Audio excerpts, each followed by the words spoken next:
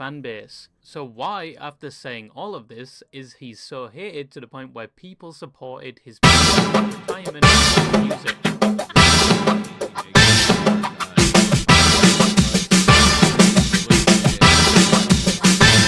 Something for your mind, your body and soul.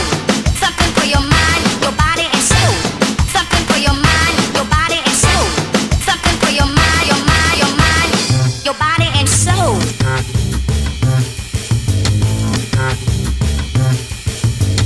T-minus 10 seconds, and we're gone for auto sequence start. T-minus 31 seconds, and we're gone for auto sequence start. 4, 3, 2, 1, ignition and liftoff.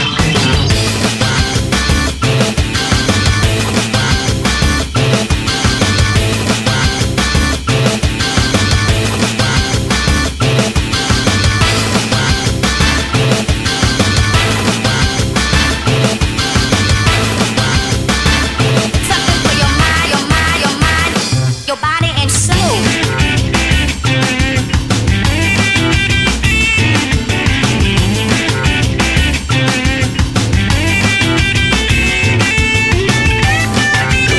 Stepping at your own pace. Stepping at your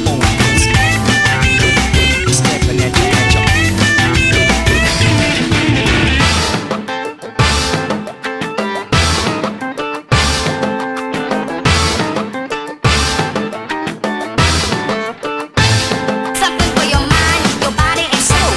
Something for your mind, your body and soul. Something for your mind, your body and soul. Something for your mind, your mind, your mind, your body and soul.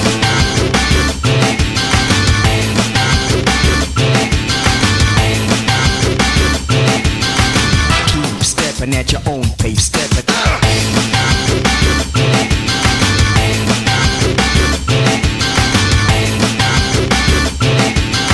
And we're gone for auto sequence start.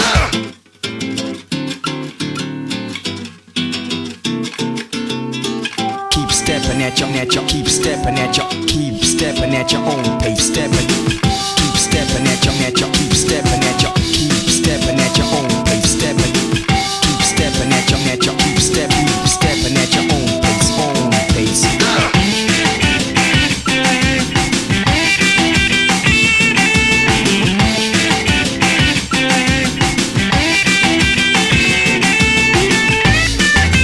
Something for your mind, your body and soul. Something for your mind, your body and soul. Stepping at your own pace. Own pace. Stepping. Stepping at your own pace.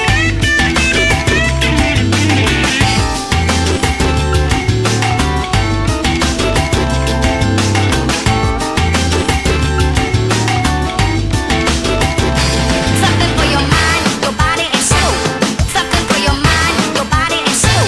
Something for your mind, your body and soul.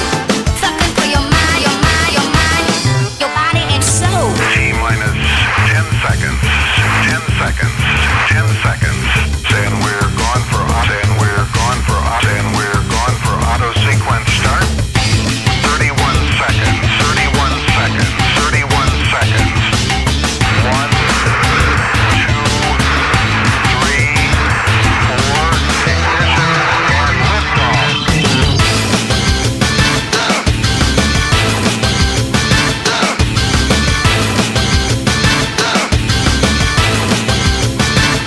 Something for your mind, your body and soul. Something for your mind, your body and soul.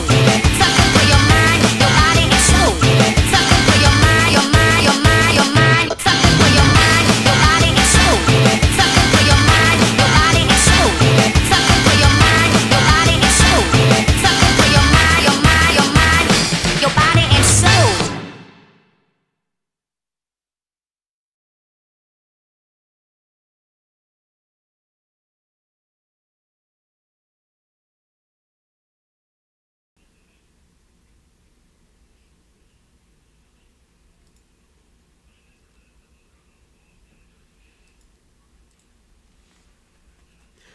Choconnichi wa Bitches, how y'all doing?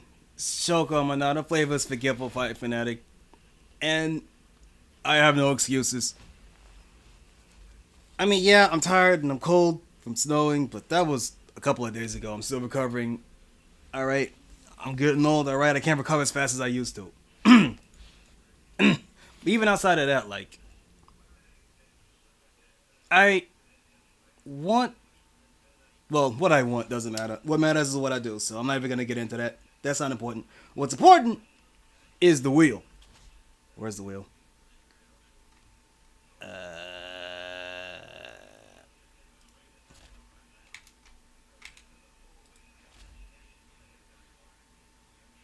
Where is it? What's important is the wheel. But before I get to the wheel, zoom out a little bit. It does that. Yeah, that's why I had it like that. More important than the wheel is... Hold on, where is it? Let's see. Is this. I brought it up a little bit yesterday when I was talking to Malone. But I happened to come across 2 more fighting maker games. Developed by the same person here. Aham, Uwu. Very quirky, I'm sure. And the 2 games we got here are Untitled Risk of Rain fighting game and Hypothetical Horse Race Test fighting game. I don't know if either of these are finished. Probably not, because these seem like pretty small projects. And you know, there's a lot of 2D fighting maker games that never truly finish. Looking at you, JG Genesis Keys. But let's see. Yeah, so release 3.3. So it has gotten some steady development.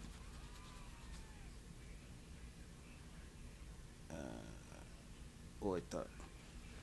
3.0 Science V4. This is 24 V4. So I guess this is a trailer for V4, which may or may not be out yet. Because release 3. So as of right now, it's at release 3.3. Apparently V4 is already in development, which is nice. I don't know fuck all about Risk of Rain. So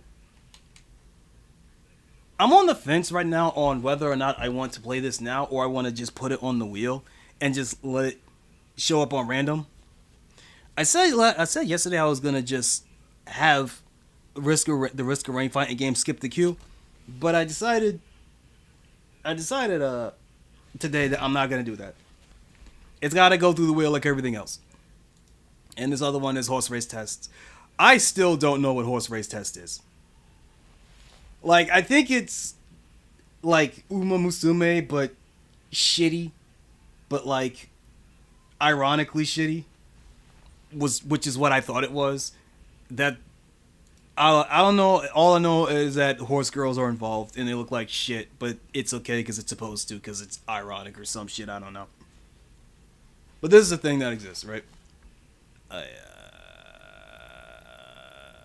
So whenever these come up on the wheel, I'll be sure to plug a Ham Uwu for.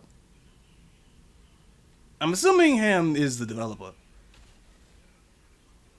but I'll assume, yeah, I'll give a shout out to him when the game comes up on the queue. What else have we got? There was another thing. Here we go. Atsukin, the man, the legend, the legend behind Axel City and Shenlong and probably Queen's X and Funnel Fuck. I'm not entirely sure. We do know that Atsuki works with Nonki, but I don't know if it's I don't know how close they work together. But I do know that the art, I do know that the art in Queen's X and Final Fuck looks very similar to what Atsuki in here does. So maybe Nonki is another moniker. Maybe it's like a whole ass subgroup that he's made with a couple of other people. I don't know the specifics of it. I want to ask him, but on my private, I asked him too many questions and he got kind of upset. So you know what? Fear. I'm prying too much. I'll hold that L. It's fine. But Axel City, that's what I'm looking for. This for Axel City 2. Where is it? ZENOH. Yeah, here we go. ZENOH has a new character. We now have Saren, Muay Thai fighter. She's kind of the. She's very obviously meant to be the Mirius Gilga of the game. Your muscly brown tomboy character. Looking a little bit like Vanessa from VF4, honestly. With the Muay Thai so again, I don't know what character this character's going to take inspiration from in terms of Muay Thai characters, because my immediate thought, since I don't see any projectiles, is like, oh, it's like this stance, right? The stance with the one leg, right? Really makes me think of Adon. But I don't really see an equivalent to, like, you know, I guess that could be what was it? Not Jagatooth. It's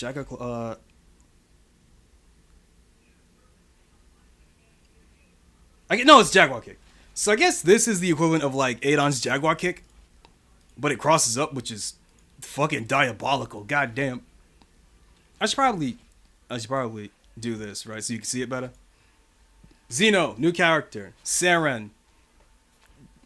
Aesthetically, the Mirius Gilga of the game. And gameplay wise, maybe Adon. That's where my brain goes, is Adon. Because, you know, Muay Thai character in a 2D game. Yeah, there's Rising Jaguar with the DP. And as we hear, Kyle here is just very clearly Kim Kapwan, right? God, these sprites are massive. I know that when Atsuki was talking about developing this game, he really wanted to he wanted to make something on the level of what Art of Fighting felt like, or Ryuko no Ken felt like when he saw it for the first time. And like, oh man, look at how crazy big these sprites are and everything, right? But like, yeah, sometimes I do get blindsided by just how massive these sprites are.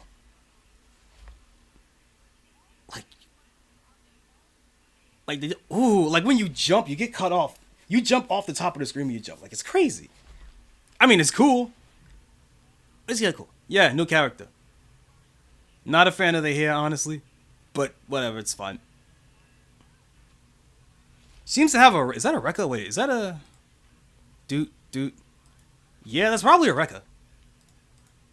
Let me do this real quick. I didn't actually really pay attention to the combat. Let's see here. Okay, so... Kyle does a hands push. Alright, that seems like a jumping heavy. I'll say it says a jump D. I'm assuming this is a standard KO4 button control scheme, so that's a jump D, super jump D, into fucking Jaguar kick that crosses. Okay, wait, it looks like it crosses up, but did it actually cross up? Let me check the angle here. No, that's not a cross up. That's not a cross up, but I'm still not ruling it out. It looked like let me show the hit spark. So it didn't cross up, but I'm not completely ruling it out. It looks like it might have cross up potential, or it could be an approach tool. I don't know quite sure yet, and it'll be a while before I get to play it. Who knows? I have no idea if this game is even going to be on PC, right? Because Axel City 2 is still exclusive to Exo Arcadia, right? And Atsuki said that one day he wants to put it out on consoles, or put it out on home platforms, but who knows how long that's going to take. Because I'm pretty sure that in order to put his games up on Exo Arcadia, there has to be an exclusivity deal, that it has to be on Exo for a certain amount of time. Which is, I mean, I'm pretty sure that's good for Exa. It sucks for me though. But we'll see. Okay. No. Okay. Wait. Hold up. I wasn't paying attention. Let's see. All right. Lands the kick. Backs himself into the corner. Super jump out. Does elbow. So. Again, not sure if this is a Rekka, or if the strength of the button that you press the special move with actually changes the properties of the move. It could be Rekka, or it could be like, oh, the light version is this elbow, and the heavy version is like the uppercut or something. I don't know, but I'm going to assume it's a Rekka. But anyway, first hit of Rekka into a kick. Hold up. Punch into kick follow up. Okay, so it has kick and punch follow ups. All right. I'm assuming that's all one sequence. Bop, bop, bop. I'm going to assume that's all one sequence. Super jump into the corner. Seems like she whiffed the jump D again. This might be AI, or rather, this might be a CPU battle. Because I know that the CPU is not fully implemented in ZENOH just yet. Okay, let's see here. Okay, super jumps in the corner, whiffs the jump D, tries to. Was that a super jump or wait? Let me check. That looks like it was an attempted backdash. So Kyle here uses his not Hangatsuzan to swipe away the backdash, push hands for nothing. Wake up, stand D. No, stand C. Stand C. Doesn't seem that this game has proximity normals. So stand C into DP. Rising Jagat. Let's see. Assuming this is a 4-button control scheme, this seems to be the light version because it only hits once. Normally when it comes to DPs in SNK games like this, light version hits once and the heavy version hits multiple times, so it's better for combos at the cost of being slower and maybe not having as many invincibility frames on startup. Okay, lands the DP, backdashes back to the corner, super jump, jump D. What do you got? Super jump again. Gets cracked by the Hangatsuzan again. Alright, Kyle does his own Rekka. Because I know that Kim Kapon in some SNK games actually does have a Rekka series. So it looks like these Atsuki is building from those versions of Kim, which is good because that's my favorite version of Kim is when he has the Rekka series and he has the one that goes. He has the one that goes. He puts him slightly up in the air like in KO13, and he could do the air Hangatsuzan. Or if he does like the Kienzan into the down spike. Oh, so many cool things Kim Kapon used to have. Okay, what was this? Okay, block. Okay, I'm going to assume that's stand D into light version of bam, bam. Yeah, I'm assuming that's stand D into light Jaga kick. Alright, dash up, stand C. Looks like a follow-up. Whiffs first hit a Rekka. Opponents wake up, do Rekka. Very Kyo strats, I kind of dig it. Seems to do the full punch sequence. Bam, bam, bam. Alright, so scene change. Gal. What do we got? Okay, super jump into air B. Ambiguous angle, probably crosses up. I mean, this is not a cross up, but it looks... The button has cross up potential, it seems like. Alright. Cross up B into... Or rather, air B into super. Bam, bam, bam, bam. Okay, 4 hits. It's kind of underwhelming, honestly. I'm going to assume that Saran can combo after this, because as is right now, that's kind of underwhelming.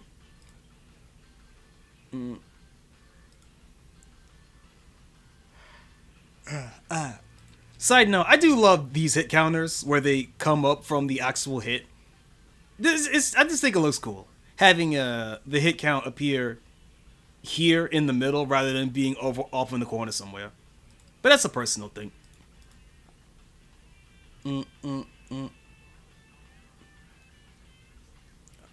DP, take the round. Win animation. She looks cool. Saran looks cool.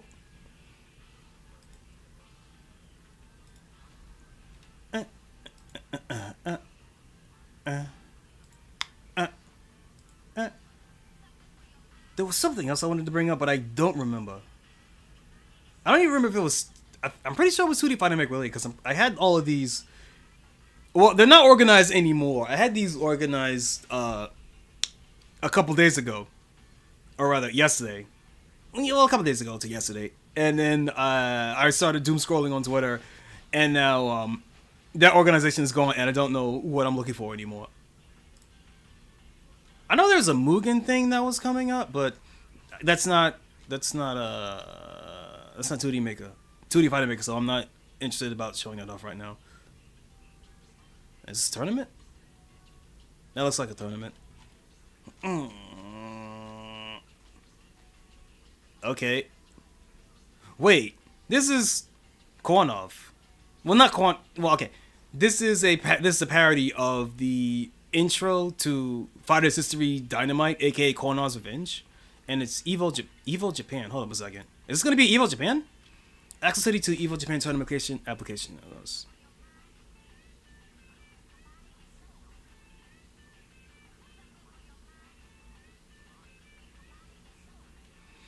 Okay, so at the BYOC area, it looks like that Axel City 2 is going to be there again. I'm looking forward to Studio S streaming it.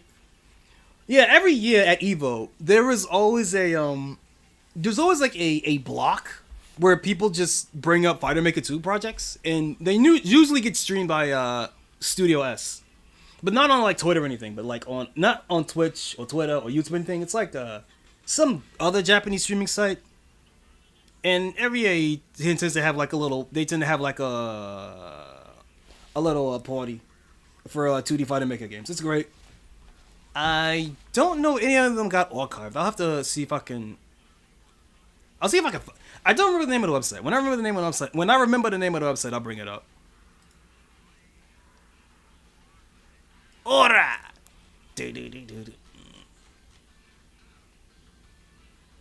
More Axel City 2 stuff.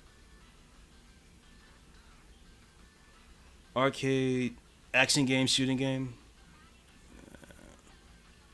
Wait, 8 is making this? Unity. Wait a minute. Light Green 8 is making this.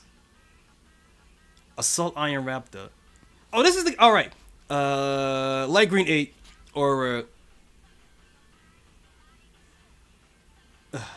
Green 8 Tudo. As here. This is the guy that made Inahoto Dynamite Bomb, which he was remaking. It's probably done by now, but he was remaking Inahoto Dynamite Bomb from the ground up to put it out for Exo Arcadia. I hope to play that soon too. Inahoto Dynamite Bomb is a really cool game. It's so over the top. It's great. So. Shuzen's great. Not if I didn't make a game, but I want to play that on stream one day. Shuzen's so fucking good. What's this? Street Type X.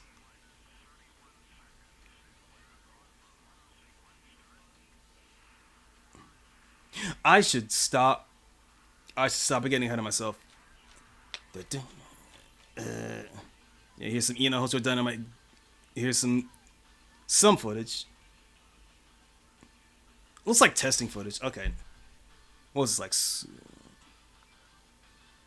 Anyway, I'm getting ahead of myself. I need to stop. I need to stop. Okay, enough of that. So now I need to pull up the wheel. And I'm sure it'll come to me later. I'll remember, probably. I probably won't remember. But I'll worry about that later. Spin the wheel. Yeah. What are we gonna play today?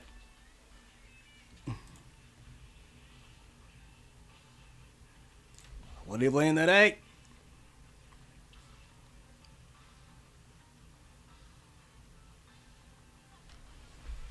NegeSoft Battle Fight. And something for your mind. Screenshot this. NegeSoft Battle Fight. Okay, this one I actually don't remember. Let's see. NegeSoft Battle Fight.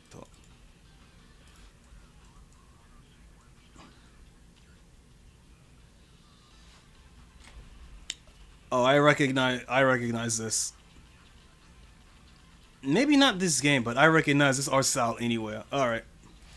This will be a good one.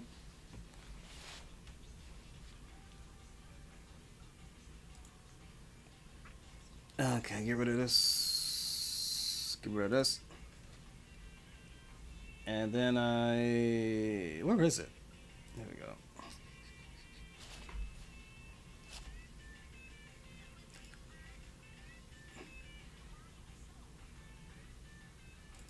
Okay.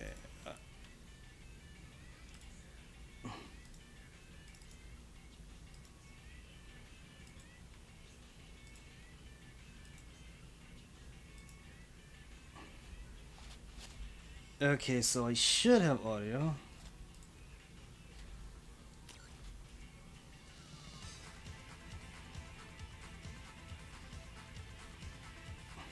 Okay, OBS says there is audio. First things first.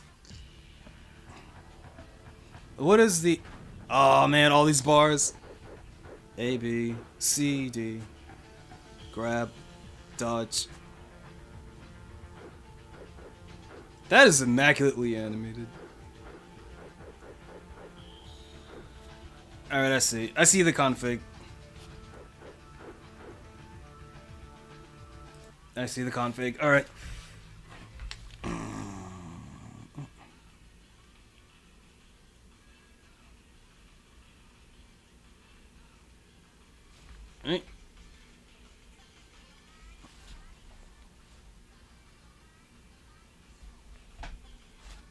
Alright, controllers.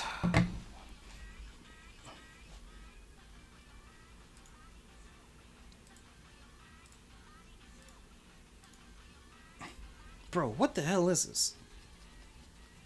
Why am I getting multiple updates for Deadlock per day? What the fuck? How often does this game get patched? Jesus. It'll only be like 30 seconds. So I'm gonna do that before I close out of Steam. Okay, where is my anti-macro?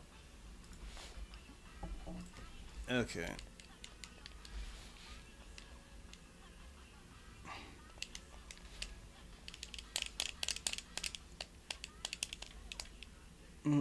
So I want ASDQ.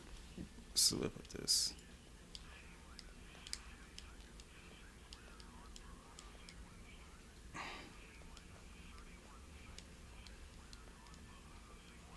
This is not the correct config for this. What the hell?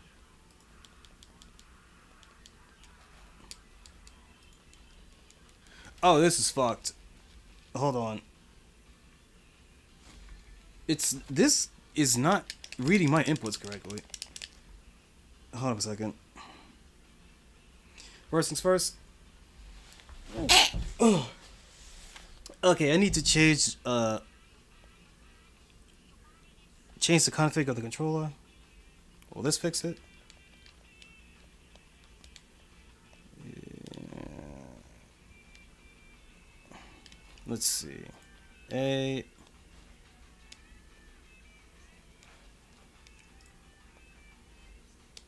Yeah, here we go. Now fix it. ASDQ. There we go.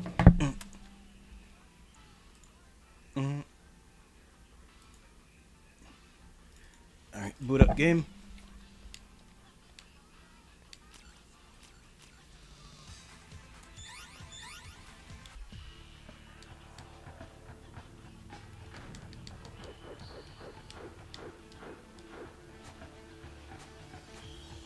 Yep, alright. Everything's good.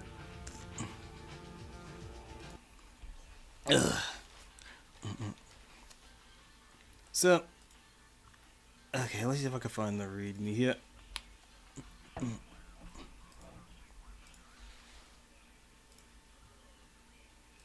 Alright, let me check the readme, because I do... Hold up. Hold up. I might as well have the idle up on screen while I talk a bit.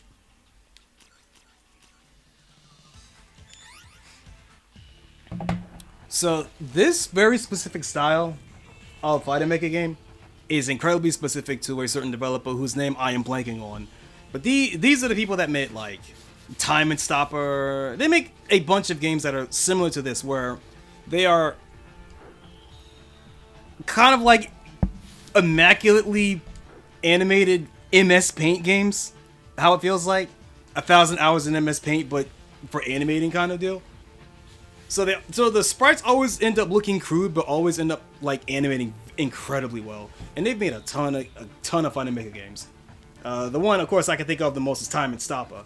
But let me see if I can check the README. Let me check the README. I want to see if the developer is listed here, or the development house is listed here.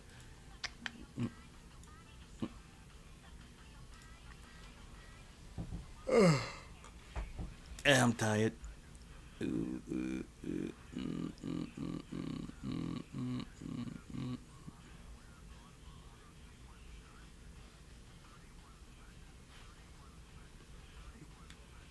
Production. Wait, is it NegeSoft? I thought NegeSoft was like the name of some fucking visual novel house that. Ooh. Oh, they have a website and it's still up. Nice. Oh,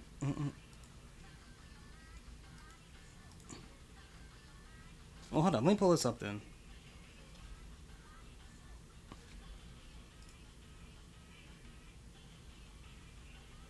There you go. NegeSoft. So it seems to be actually still up. Yeah, it is. Nice. Yeah, Time and Stopper. I should check. Yeah, Requiem Final. Yup, Requiem Final. Time and Stopper. I should check to see. I wonder if they're still up actually. Because that's a Valentine's Day. It's nowhere near Valentine's Day. So let me see what the last update here is. Update history 2020. Yeah, they're gone. They're gone. NegeSoft first half tournament and year-end tournament page. Oh. I think they also made I think. Okay, my initial thought right now is see, oh yeah, aren't these the same people that made Colors Party? But now that I'm really thinking about it, I don't think they were. Because the style is not what NegeSoft actually makes. Let's see. I kind of want to check the Twitter. Hold up. I need to make sure that I can before I do this. So let me just click that off real quick.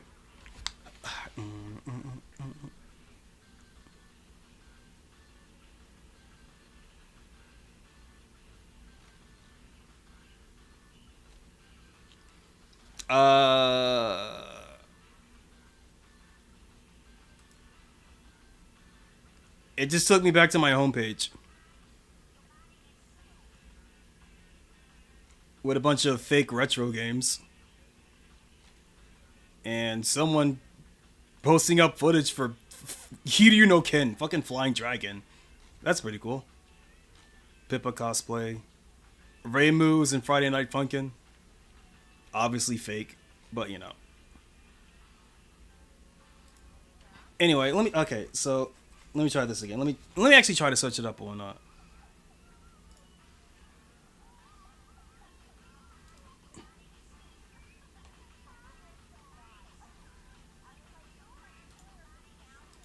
What's the actual Twitter page? What's the Twitter account called? NegeMato. Okay, so let's try NegeMato.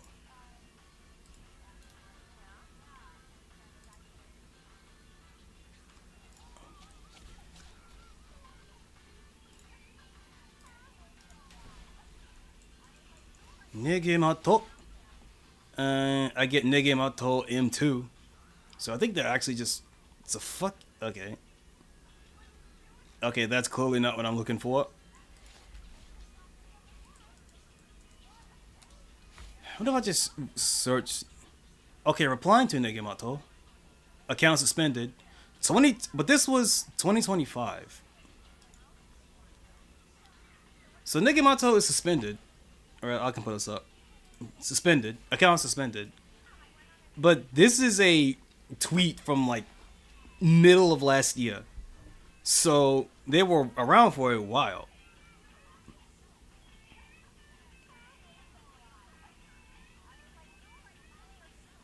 Cody and Requiem Final. Yeah, a lot of NegeSoft games look exactly like this. Completely flat colors, black outlines, and they tend to be pretty well animated, honestly. Like, the sprites tend to look like kind of like basic like this, but be incredibly well animated and have pretty odd character gimmicks. Oh, here's some gameplay footage.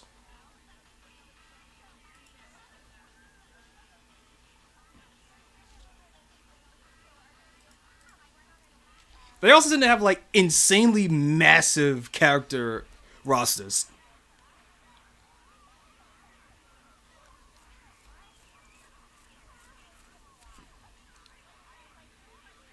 The OTG stomp? I love seeing OTGs in 2D games. Did she just dab? Wait a minute. She fucking dabbed. God damn.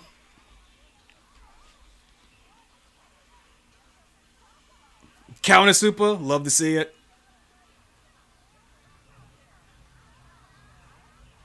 Multi-hit projectile super. Oh, that killed. Wait a minute. Wait a minute. Oh, that's just...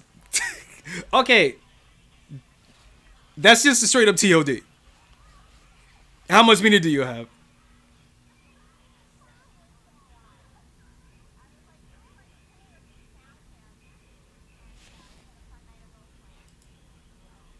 Yeah, so that's pretty fucking cool.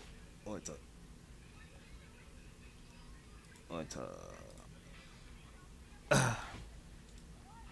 see. Anything else interesting I should show off here before I stop?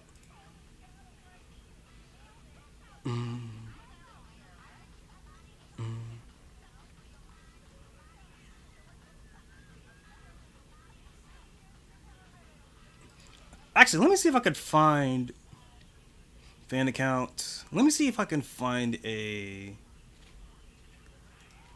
Let me see if Naganuma has a new account that I can find before I actually start the game for real.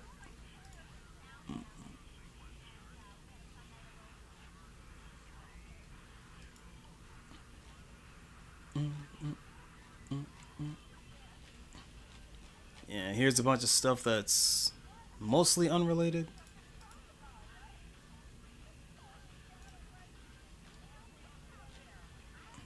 A lot of tweets in June.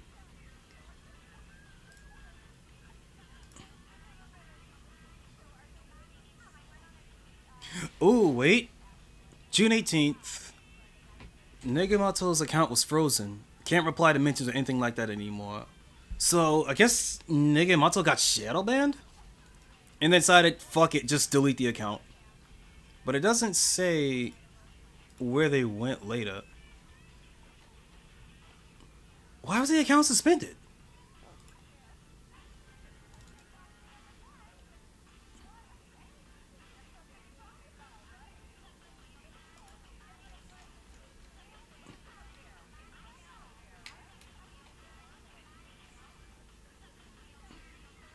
Well, whatever. I can't. I don't want to do this digging on stream, despite the fact that I just spent the last 10 minutes. I'll worry about that later. What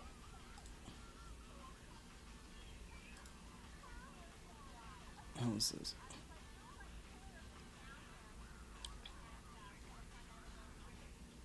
All right.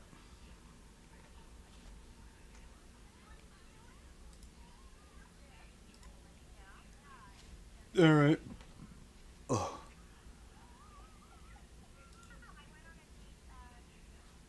Where's the video?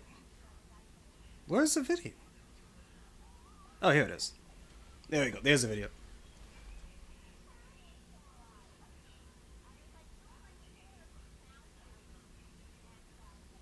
Should I put a little sticky note about what game I'm playing?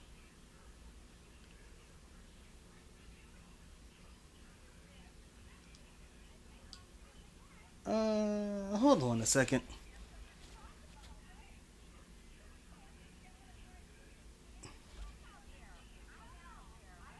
Hold on a second.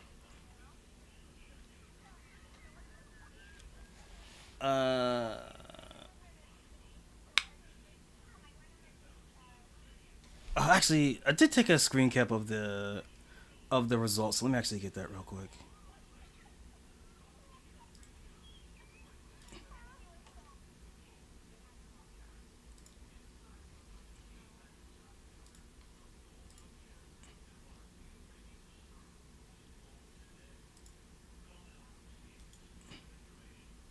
Screenshots folder. NegeSoft Battle Fight.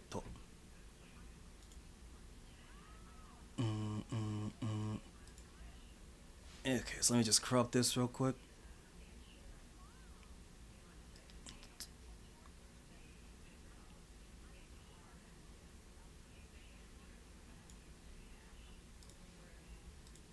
Crop and save and take this and put it over here.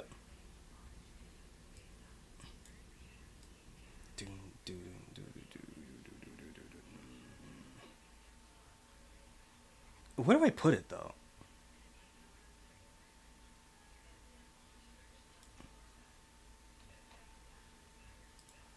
I can put it down here. And I'll just move myself down a little bit.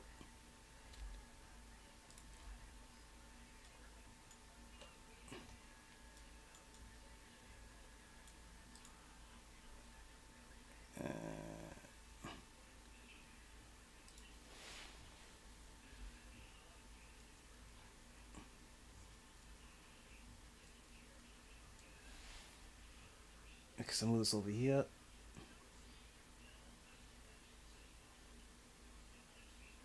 I don't know where to put this. And I can't put it over here because it covers up the UI. Actually, if I shrink down, if I shrink the TV over here.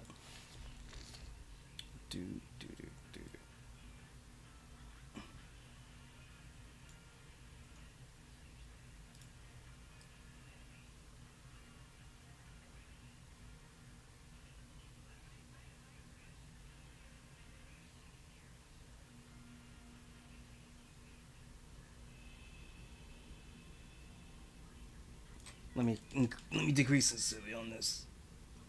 I need a mouse pad. Or rather, I want a mouse pad. I don't really need one. Okay.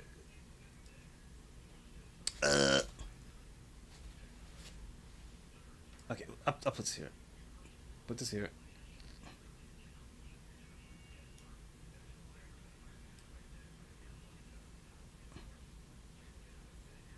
There we go. I'll do that. Move this over here. And then I'll take, where's the black? The black's over here. Move this over here. And then, where is the... Here it is.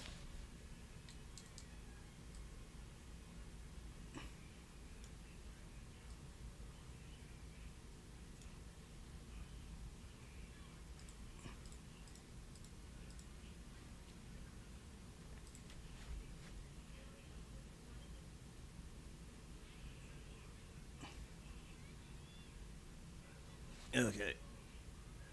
Here we go. Okay.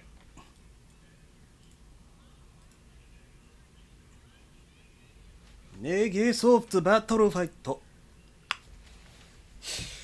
Am I forgetting anything else? I can't think of nothing. All right.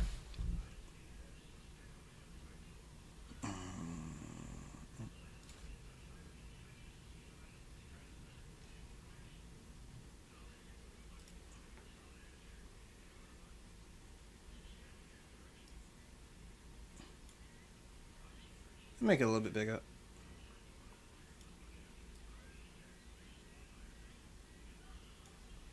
Here we go. Okay.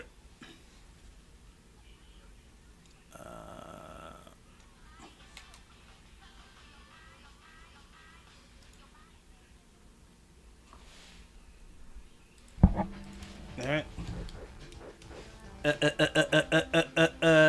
Game is small.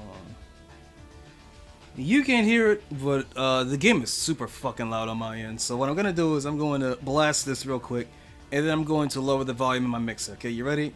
Sound warning. Alright, yeah, I'm out of focus, so it's not actually happening. So I should... okay, where is it? Here you go. And just lower the sound to around here.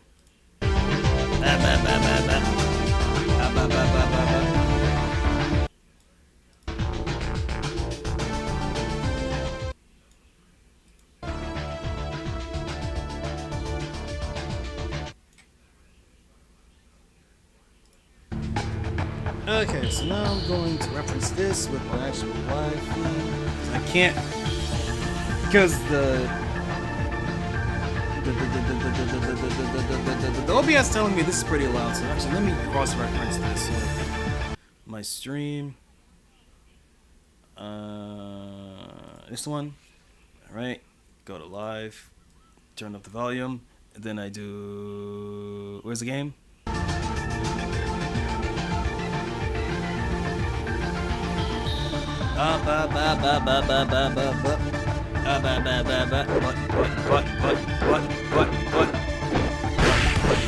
That did a lot. Wait a minute. That's a lot from a standard jump. From a fucking jump attack. That's crazy. All right. I can increase this a little bit. Yeah, around here's pretty good. Okay, but why did Burning Knuckle do like 20%?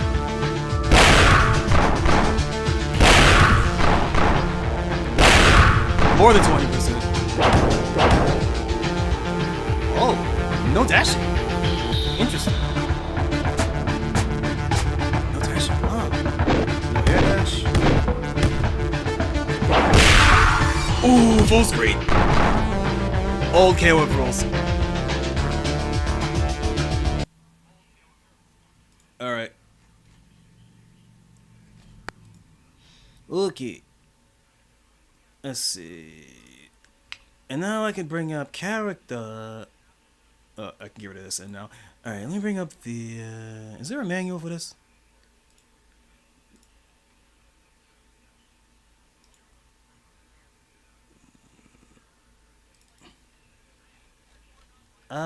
There is no move list. Play pause again? Oh yeah, it's in the start menu. Ah, love this. Yeah, this was also not innovation, but this is something that started happening in like later 2D fighting mech games that were developed like later. Where it's like, oh yeah, let's put the move list in the start menu. It's funny. So, burn up. So does she have power wave? She has power wave.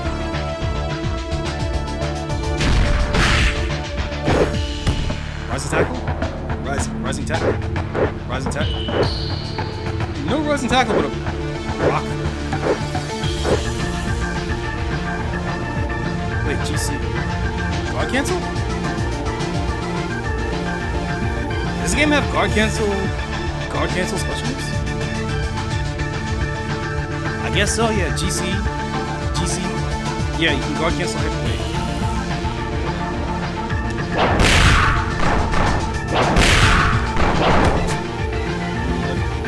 Can't fate them. It's not marketable.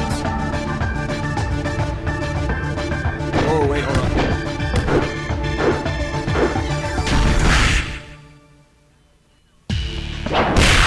Missed it. I'm trying to do the power Giza. It's not coming out. But let me get a basic one with it. So we have Terry. Who's this? Actually, isn't this a training mode somewhere?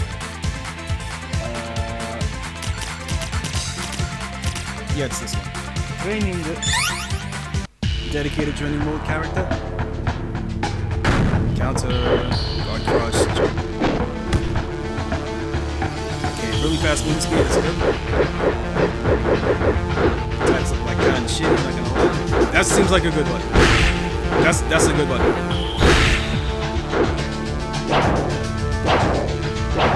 Right, chair up on do anything with that?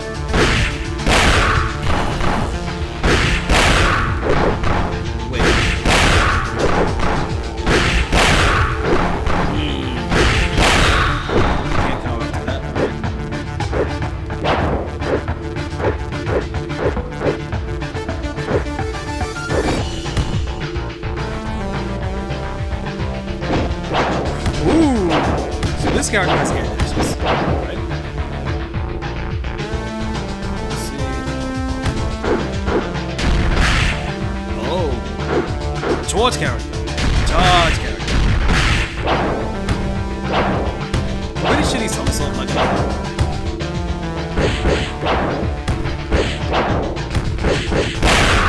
Okay, I use the light version. How far away is this actually?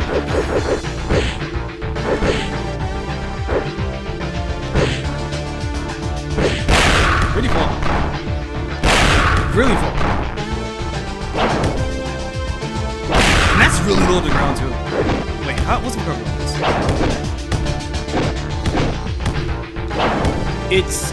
It's the same recovery as a normal jump. That's so basically none. Like standard jump landing recovery. Oh, that's great. Okay, so the heavy version actually does have quite a bit of recovery. That's quite a lot. Okay, that's fitting. But the light version, the combo, I guess it's because this version is being used for combos, so they wanted the landing cover to be lower than that.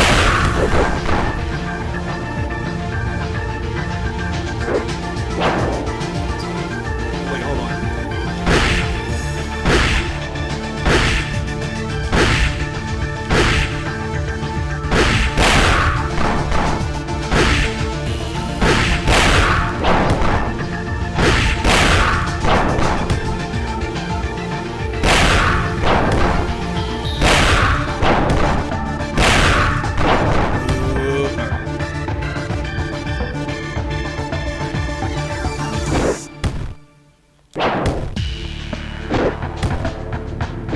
Okay, wait, hold on. I'm trying to do the super, the double stomach song. Look, let me just see. So, okay, so I'm holding down back, and then I'm pressing up back to the flash kick. Okay, basic down upwards, go down forward to down. Down forward and up also works.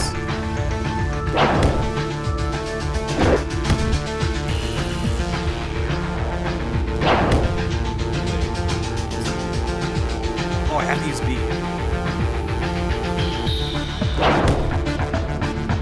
Do I have to actually go forward? I do have to go forward. Okay, so that's what's tripping me out. Normally when it comes to supers like this, that's pretty good. When it comes to supers like this, what you can normally kind of do is actually go from like down back, down forward, down back, and then up back. Because what matters is the up input and not the up forward. Now granted, that changes from game to game. Sometimes you actually do have to, but what matters is going forward is usually up. But again, this might be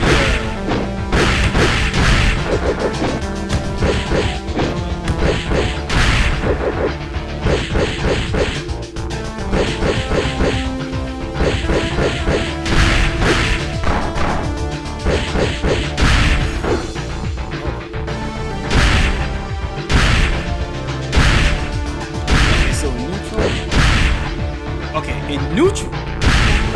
Oh, so in neutral, it has no pushback. When you chain into it, it gets a lot of pushback.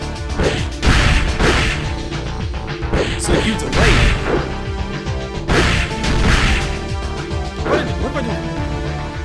Is it proximity dependent, or is it depending on if I combo into it? Okay, it's depending on if you combo into it. Yeah. So I go over here, and then I just no pushback.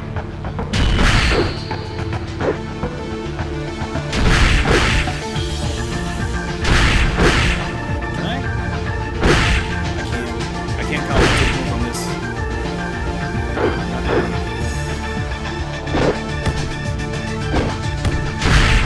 What is Axel City?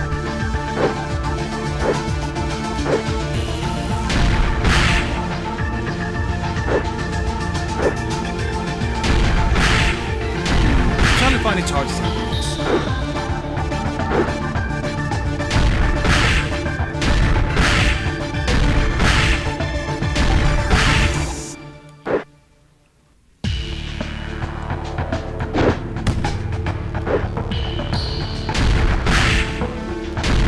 Feels like 30 frames. 30 frames of charge.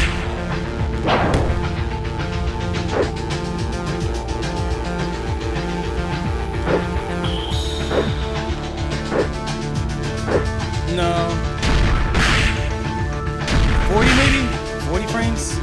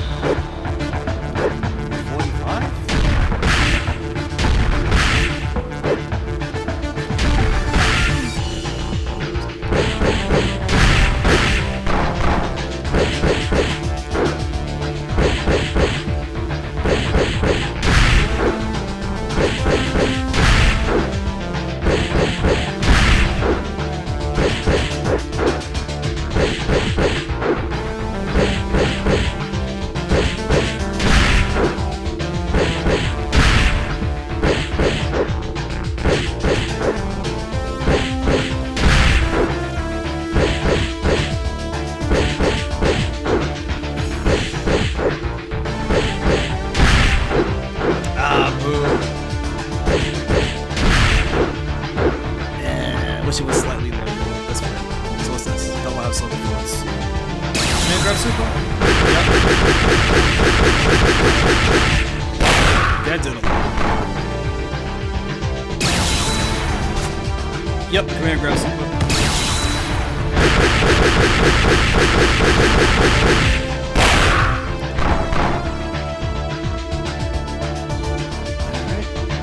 Alright. Exit.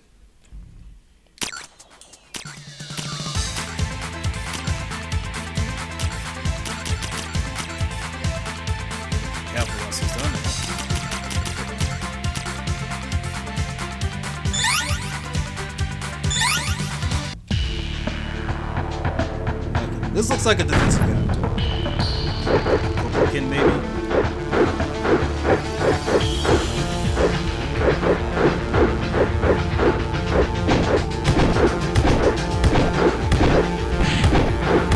Ooh, Street Fighter 2. Street Fighter 2 era noise. So that light goes the entire jump. There's a reason why they got rid of this.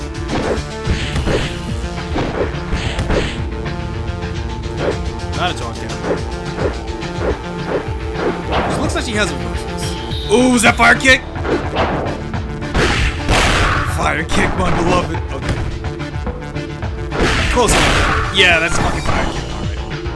Alright. Oh!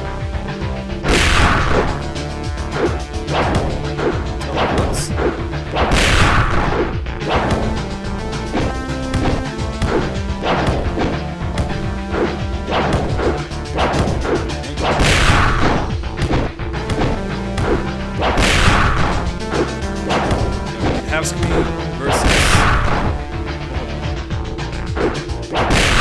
Oh, this is full screen. Half screen teleport. This one is. Around 1/3. It's also punch. It is also punch, I guess. I see. So it's all full. Yeah, I see. Heavy punch is half screen. Heavy kick is full screen. This one's go straight.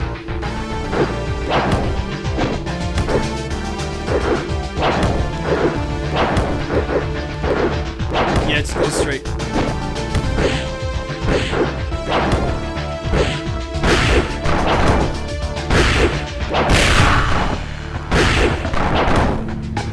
Stop, it's not OTG.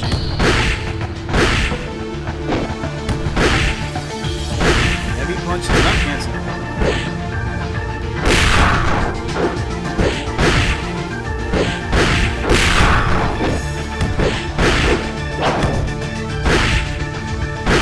Yep, KO rules. Overhead by itself is not cancelable, but it is cancelable. It also means it's not an overhead anymore than it. Although, yeah, jab and overhead, yeah, KO.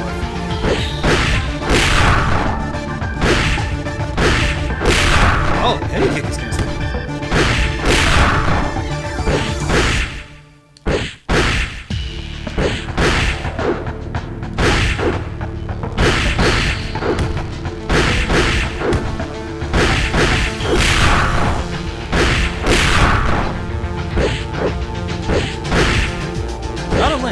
Like it should look.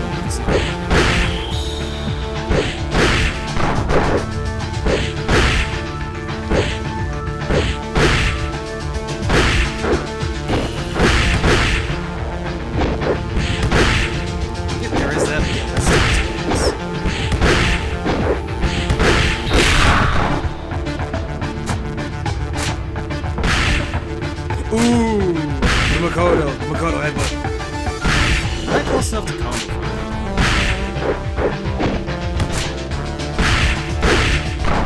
Not a combo.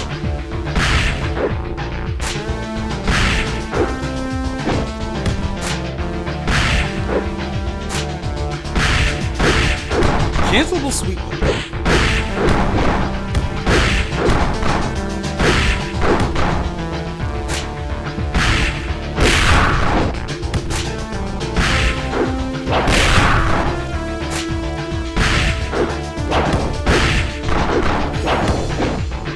Yeah, that's fair. Yeah, quite a bit of recovery on that. On the left board. Makes sense though. It's like if you want to use it as a bait, then you should be able to punish it if the bait gets called out. Probably someone that can get it.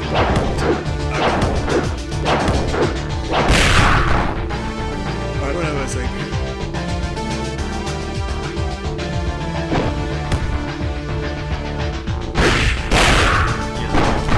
I forgot she.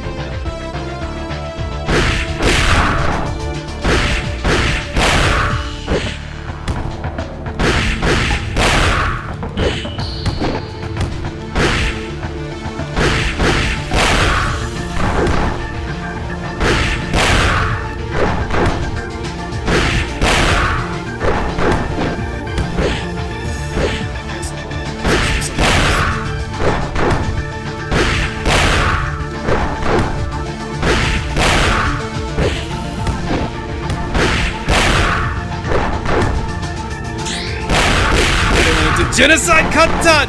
Okay, but I don't want to do that.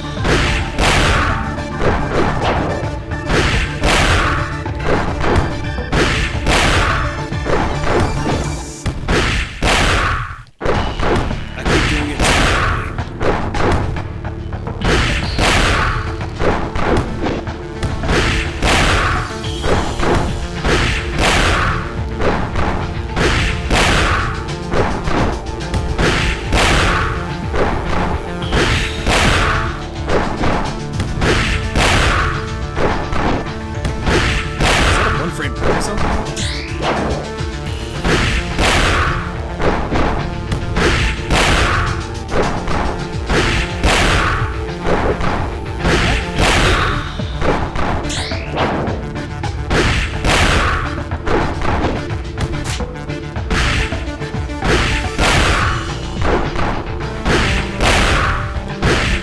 Okay.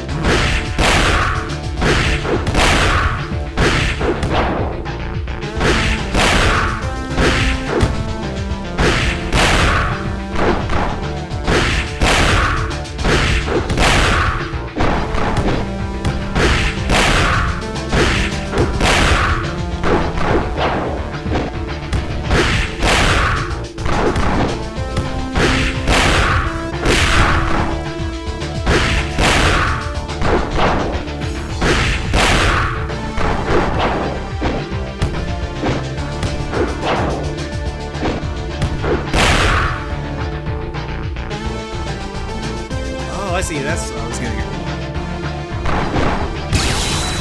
This is...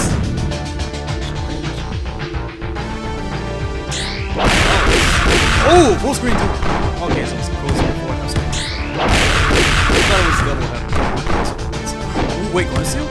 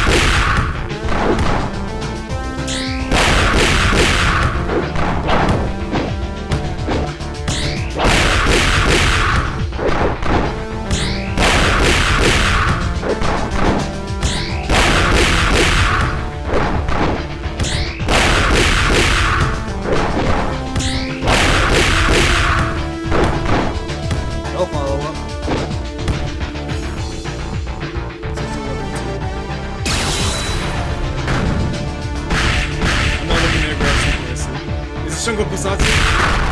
No, it's not. It's a punch. I see. Ichiki. I think that's Ichiki sense. Wait, was that 80%? Wait.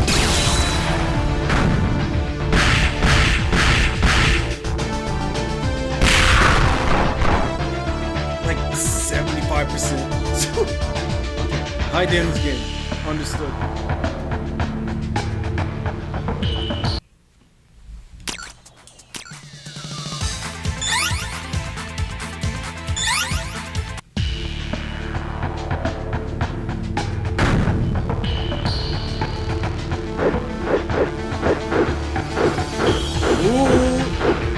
Toju? Is this the Kung Fu character? Ooh, yeah, I did kick.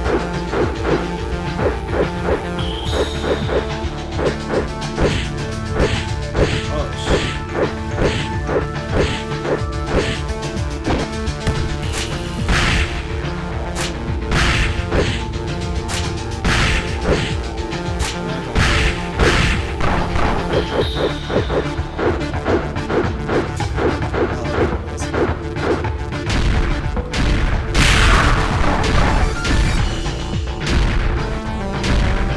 Like it has.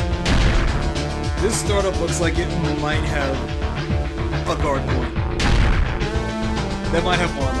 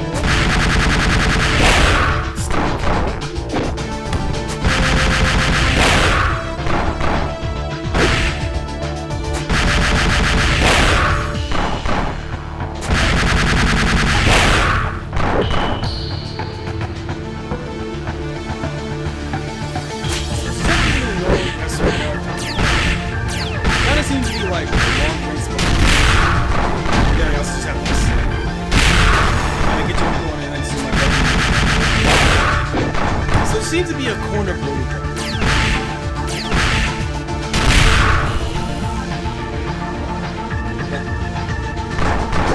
Like right here.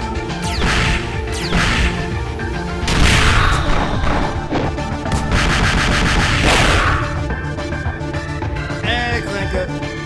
Choconnichi wa Vendetta.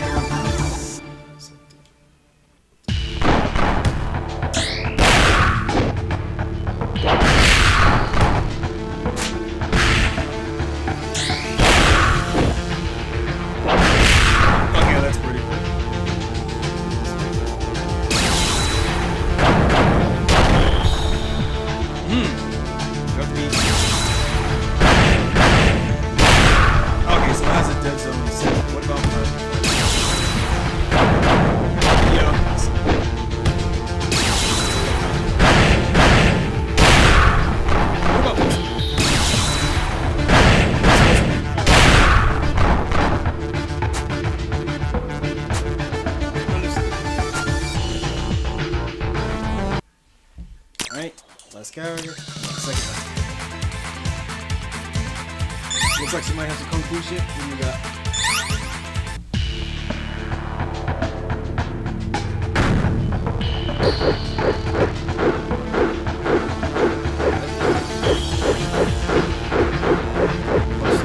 Pretty decent range.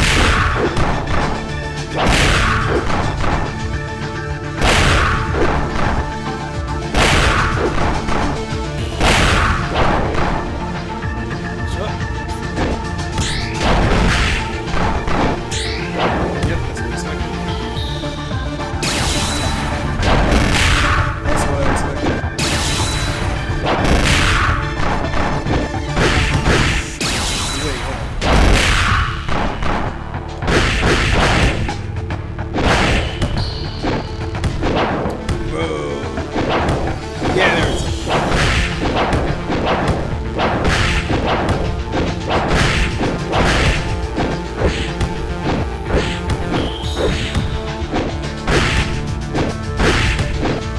Not do air movements. Wait. I can do that.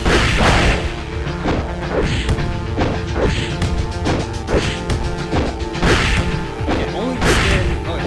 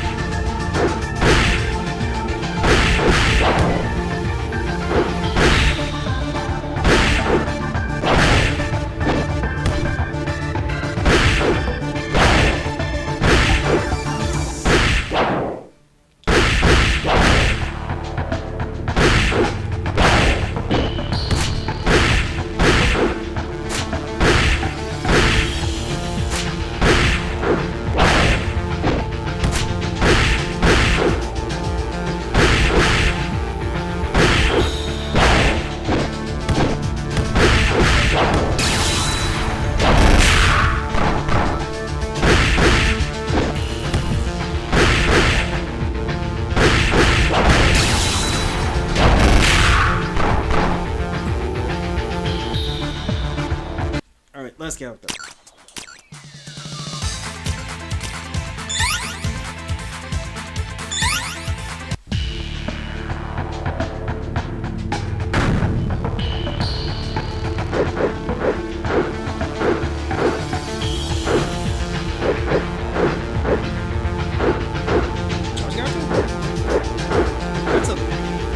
That's back B. It's 4B command, so normally you associate back command with charge commands. That's a good button. Doesn't seem to have any charges. Is this the grappler? Ooh! Not down, but not a spike. There's a spike. And it launches.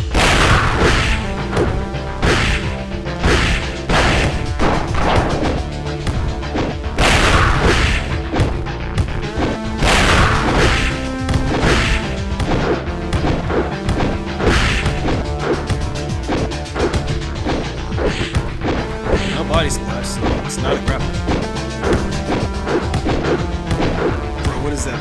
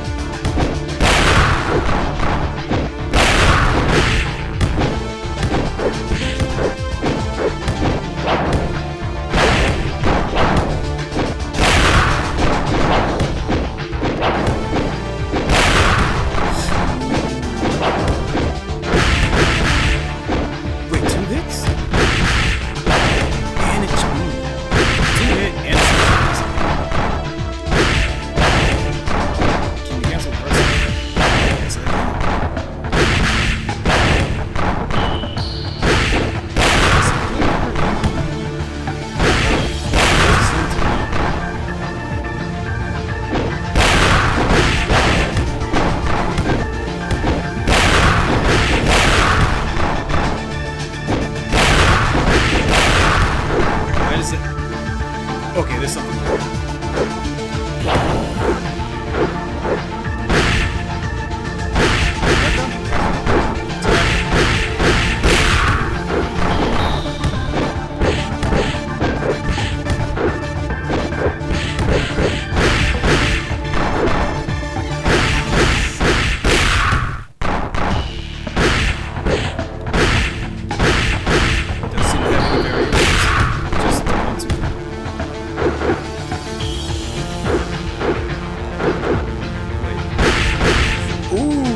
That's why she has it.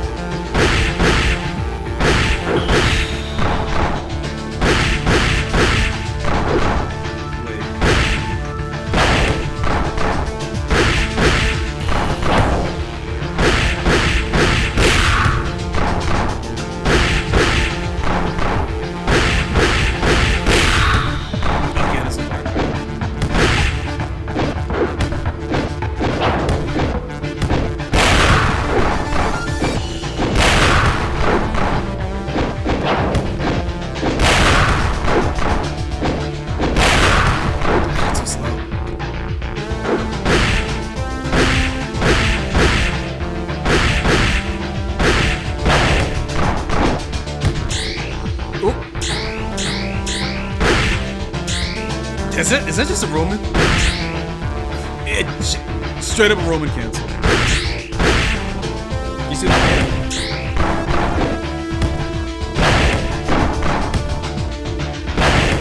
Wait, can you use that to cancel? Can I use that to cancel the land? No, that's not good.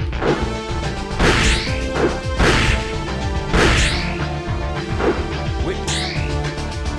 Oh, she can steer it.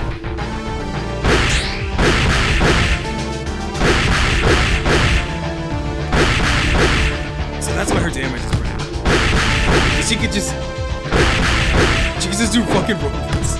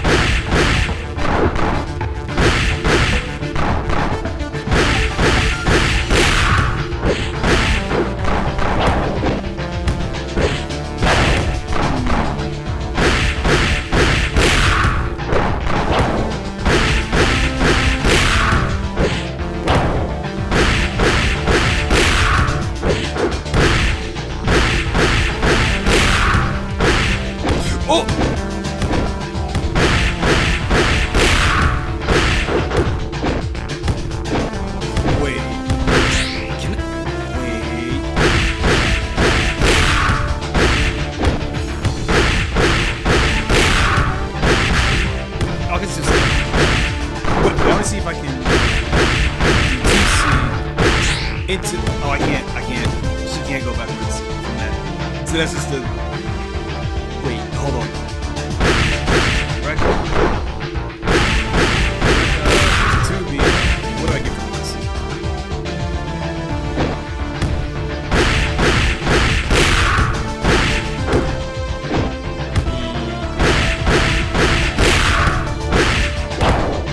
Oh, it doesn't autocorrect. Oh, that'd be so fucking filthy. I do the 2C crossover into Axel City.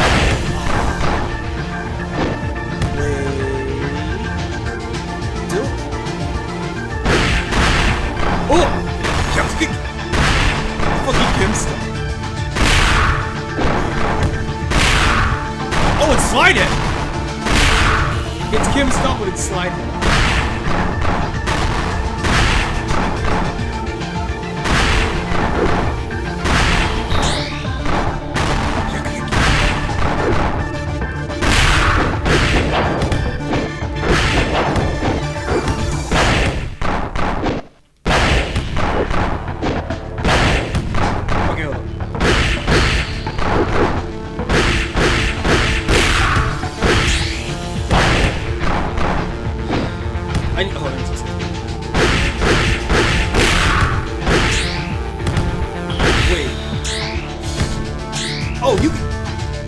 Go anywhere.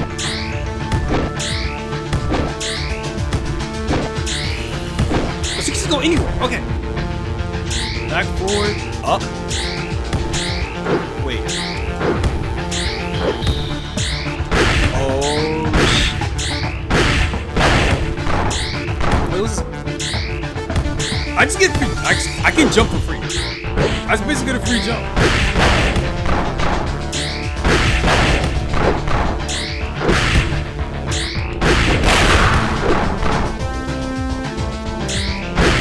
This character might genuinely be the most fucked up in the game. And the only reason I say might is because of damage output is so low. But I don't know how fast meter gain is. But if meter gain in this game is really high, she might genuinely be super fucked up. Just get fucking wrong at any point.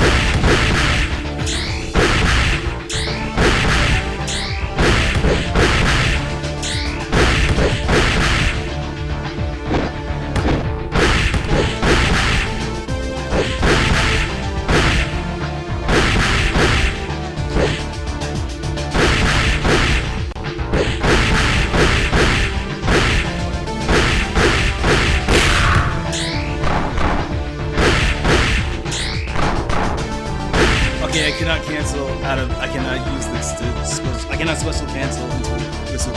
Okay, I see.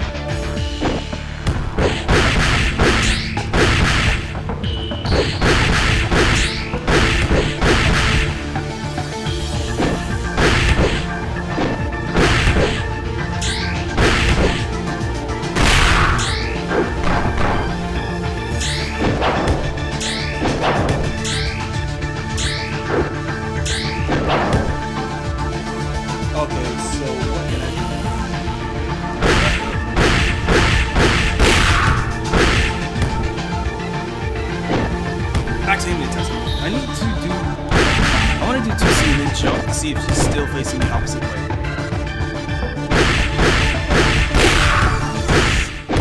Okay, she's not.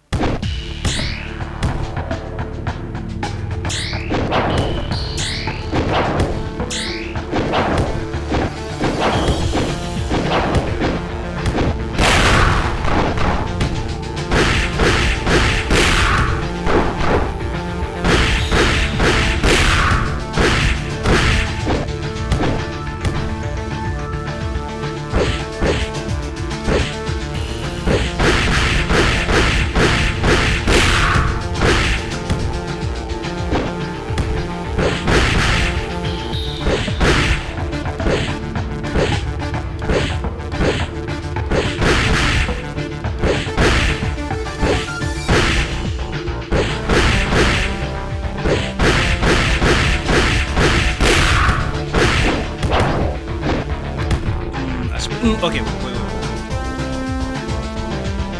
That's a guard. Bro, this is a guard cancel. That's crazy. Wait, no, it's not. No, the okay, this is not. I'm about to say, there's no way this is a God Cancer. That'd be super fun. Alright, what's your level 2?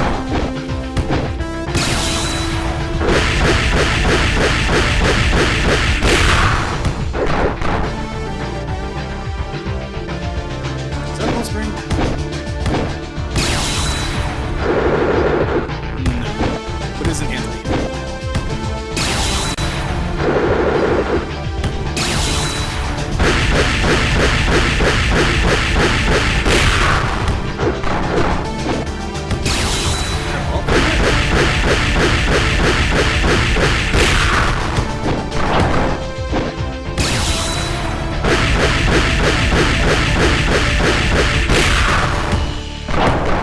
Doesn't seem like it. Let me check out this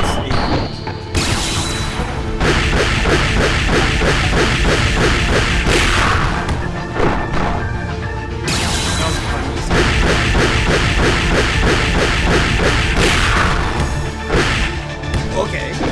Follow up.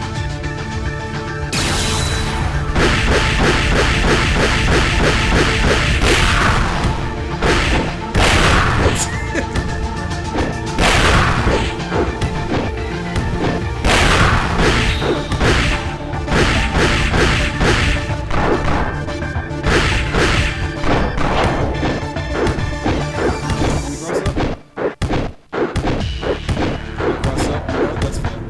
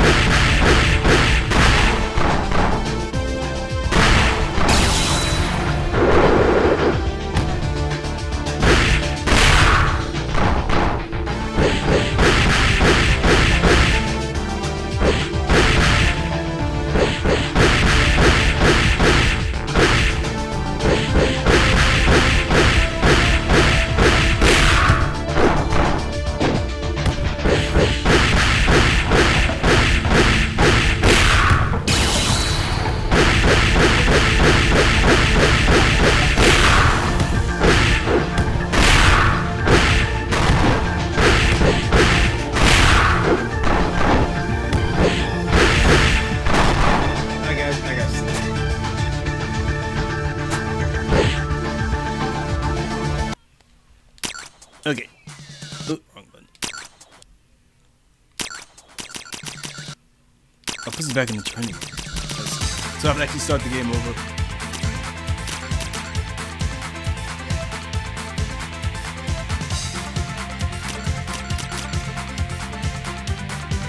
Alright, hold on.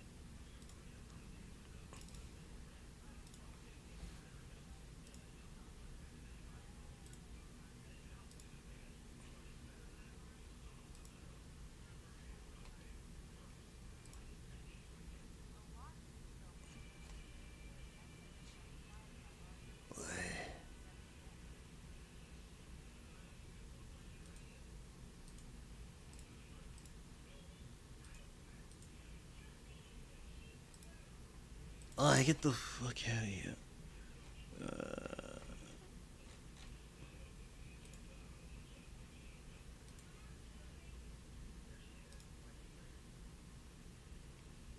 There we go, okay.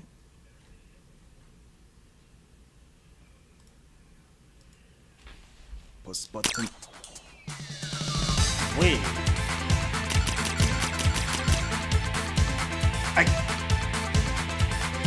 Wait. There's no story mode. There's no single player mode. I was so wrapped up in live in the characters, I didn't even notice there wasn't a single player mode. Oh shit! Wait. Okay, hold on.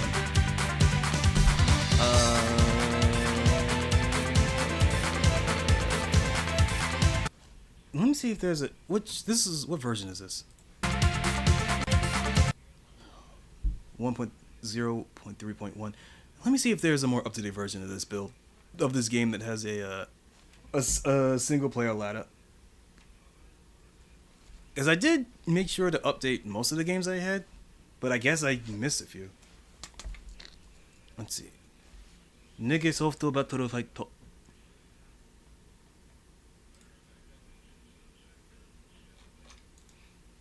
And I am not wait. No, that's not it. I'm getting a bunch of things that are not what I'm looking for. Okay, what do I just put in NegeSoft?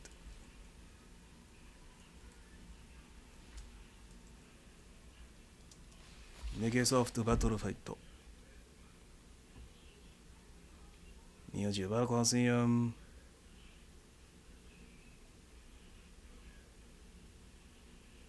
Fighting games. CrazyGames.com. Wait, what the hell is this? I will randomly click this bullshit.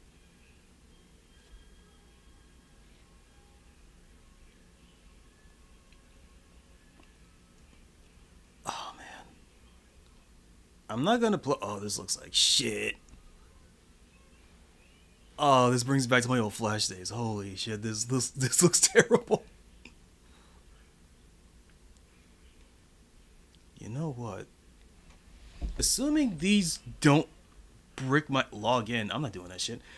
Assuming these don't brick my computer, I could play a couple of these. I thought sites like these were completely abandoned. Like, you know what? Fuck, let me pull it up. Let's see here.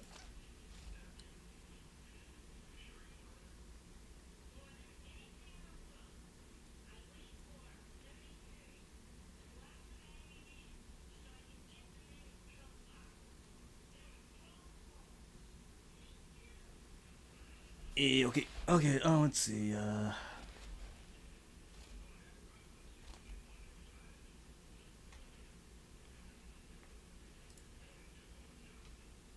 first things first, let me look around a bit more, see if there's anything that will dox me.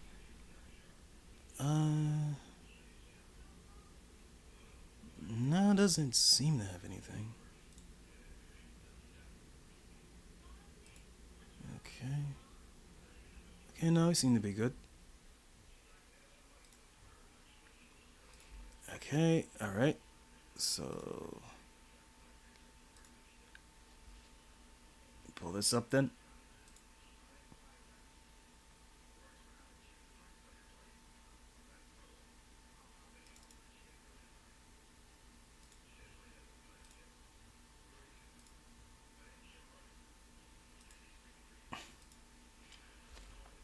Okay, this shit. This crazy game shit.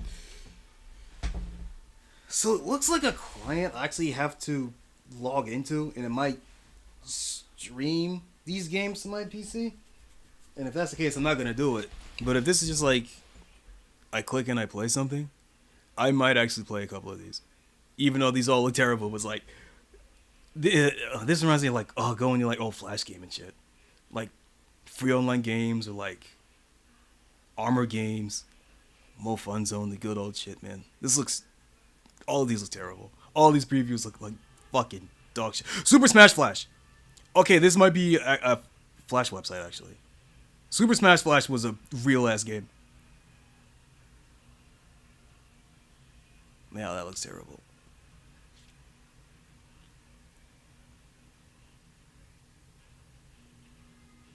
I wonder how many of these are purely AI made. Fucking Warcraft. Street Fighter. I've seen this before. Yeah. Oh, these are... Some of these are definitely just phone games. Yeah, this one definitely I could tell by the layout. Chucking GTA thing. Oh, these look all terrible. Godzilla Dai Kaiju. Okay. Is that one legit? I mean, probably not. Combat. Is this fucking Stickmare Mortal Kombat? Yeah, that's Shao Kahn, definitely. It's fascinating to me how... I mean, it shouldn't be fascinating to me at all, but like how regional Mortal Kombat's popularity is. Like America, UK, and like Brazil, and that's it. No one else gives a shit. But like, it is such a... I was looking at the games again. It has such a hook on the... What do you call it? The public consciousness of like video games in the West. Mortal Kombat is. And like roughly like 1/3 of the planet, and the other 2/3 like whatever. Like fucking whatever, man. It's quite fascinating when you get to like regional super brands like that, you know?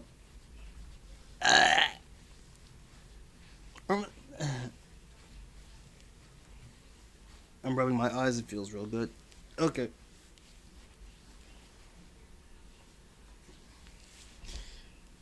Yeah, it's kind of funny when we get to regional super IPs like that, right? And it's like, well, why is it popular? Well, because it was kind of...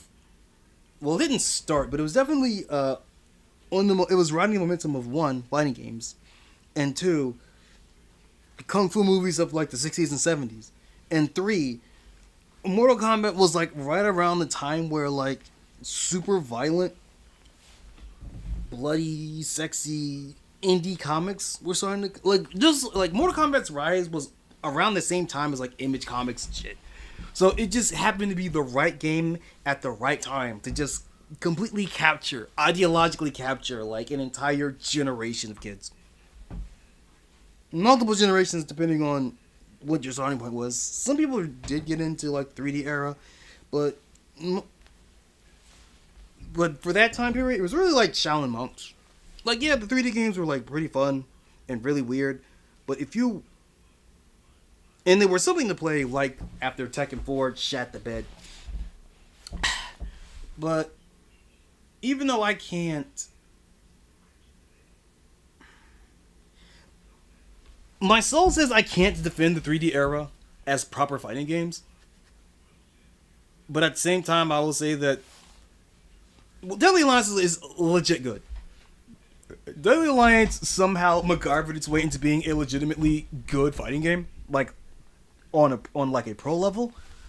Deception and Armageddon not so much, although they do get occasional play, but they're so bullshit that it kind of that all the bullshit balances out and becomes kind of fun at like top level. But at mid level, I think just at mid level the game's just kind of frustrating. Early level is beginner level is whatever. But again, that might just be me because like the intermediate the intermediate level is like always the worst. Like many other things, skill in fighting games is a fucking bell curve. Where at beginner level you're just hitting buttons. You just want to hit buttons, bro. And at the intermediate level, you're paralyzed by like frame data. But like frame data and like how adaptation and how like, oh yeah, every character has like a revolving door of options they can shoot at you at any given time, and you as the defender have to be prepared for all of it. And you have to like filter out what's good when, and like how's the opponent responding when I do this. Oh, if he does this, then I can do this. But if he's doing this, and that means I can't do this unless I do this again to try to condition him to think that I'm gonna do this other thing, and like right. There's all that shit, and then we get to the top level. You're like, bro, I just want to press buttons. It's a fucking bell curve, but you have the knowledge of that intermediate. Of what it was like being intermediate to properly adapt to situations and properly condition players and like do the cool combos that all the people like that sell fighting games and shit. It's fascinating. Anyway, this all looks like a bunch of bullshit that I'll have to. Well, I don't have to, but I am feeling morbidly curious about this website. And if I could play these games without having to log into something that would potentially fucking dox me, I'll see if I can give this a run through. But now now I don't know what to do, because like I basically spent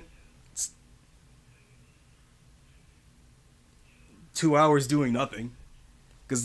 Well, not really nothing. Like I do like NegeSoft games, so it wasn't nothing. But it's like, well, fuck. There's no. I don't have anyone to play this with. At least not here. I could probably. I mean, if I put some feelers out, If I put some feelers out on Twitter, I might be able to get a couple people. I mean, not now, but I mean, like, by next week, I could probably get a couple of people that would be like, "Oh yeah, anyone with Lil Pork want to play some bullshit?" Like, I could probably get a couple of people. Who knows? So here's a question now: do I roll again? Or do I end the stream? Well, what time is it, first of all? I was like 8. I'll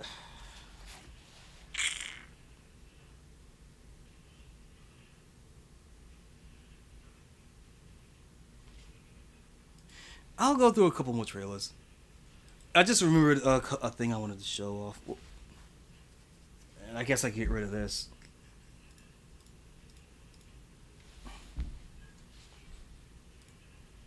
Okay, let's see. I didn't actually download these. I'll have to actually put them up final on YouTube.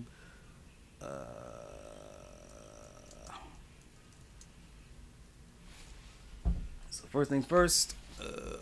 What the hell is this? I didn't ask you to do this.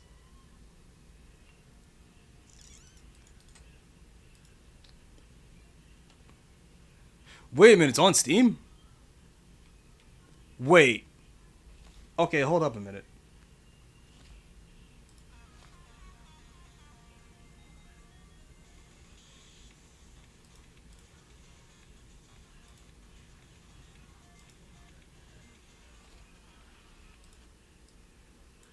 So the first thing I was gonna say was, oh yeah, I saw a trailer for like Scott Pilgrim EX, which is a thing now, and then I saw, oh, it's on Steam. Like 1 day ago, put up on the storefront 1 day ago. So this is something now.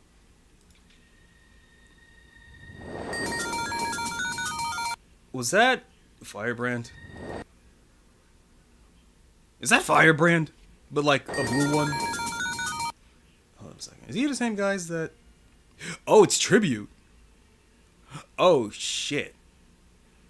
Because I was about to say, yeah, Tribute Games, that sounds familiar. If this is being developed by Tribute Games, it might actually be good. Steel Assault's good.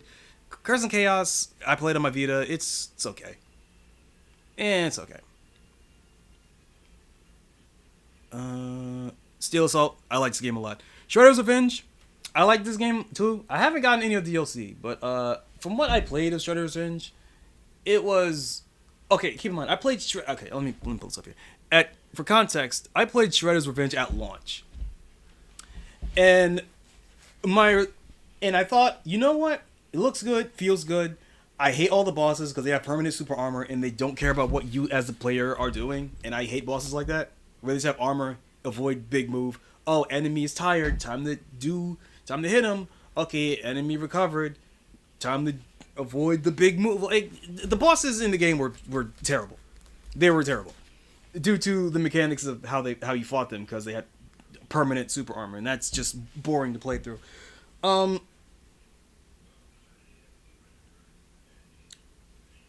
have to play this again. I do have it. I'll have to play this again. There are a ton of fighting game references that I love to see. Even you just saw one of them, the Rainbow Mika's Peach Bomber. Yeah, right here. Hold up.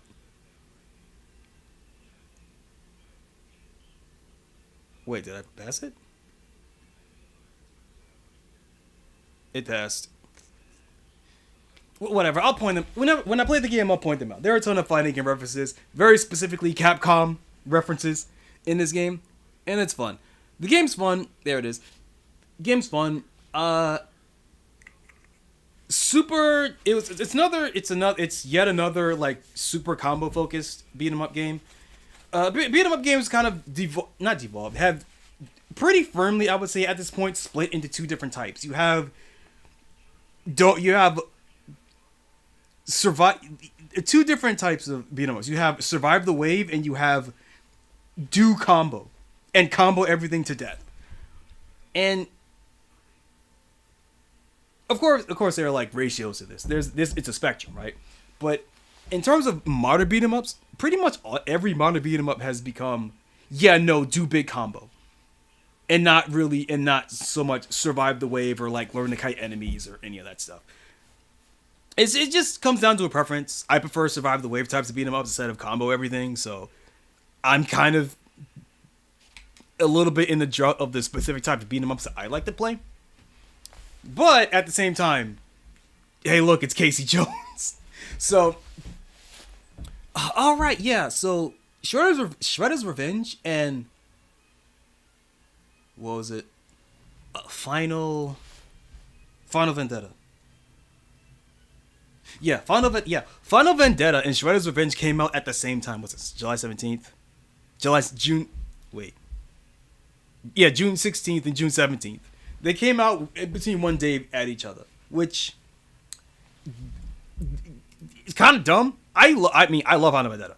I love Final Vendetta more than I love Shredder's Revenge, partially because I have no nostalgia for the TMNT games, but like even I would tell you that's not a smart idea, because the people that would be willing to play Final Vendetta are kind of the same audience that would be willing to play Shredder's Revenge, but Shredder's Revenge is gonna fucking steal all that audience because, well, it's baiting the nostalgia of the Konami TMNT games, but it also just looks good and feels good to play. I guess what the idea was like, oh yeah, no, Shredder's Revenge is casual baby shit. Real fans of the beat 'em up genre would play Final Vendetta. I'm guessing that's what they were going for. I don't know. I really couldn't tell you. But yeah, given the opportunity to play one or the other, most people would respectfully pick Shredder's Revenge, and I get it. I chose Final Vendetta because I like it more, and the music absolutely kicks ass. I still want to get the DLC characters for Shredder's Revenge though. I still want to do that before I give it another shot. I think Usagi Yojimbo's in the game now too. Oh, let's see. Splinter Fate, I don't care about that. Bundle Info. Dimension Shell Shock, Radical Reptiles, I don't know what that is. Wait, is this oh, there's Karai. Okay. Wait, are these Dimension? Oh, these are the old turtles. Oh, these are mission packs. I wonder if these are new playable characters. The quote-unquote 8-bit turtles, despite the fact that no 8-bit game actually looked like this. There's Usagi Yojimbo. There he is. There's my boy. It's Karai. Is that Splinter? Is that Splinter? I assume so. Shredder again. I guess you get to play as Shredder now.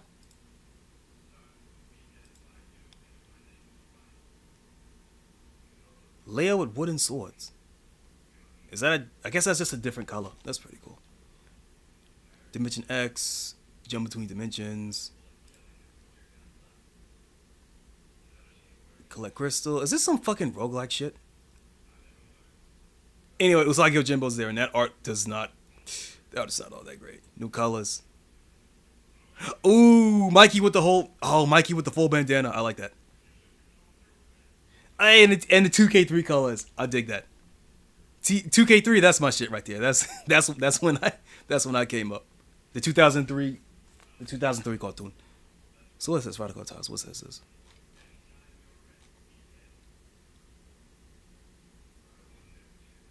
Gecko Mondo and Mona Lisa.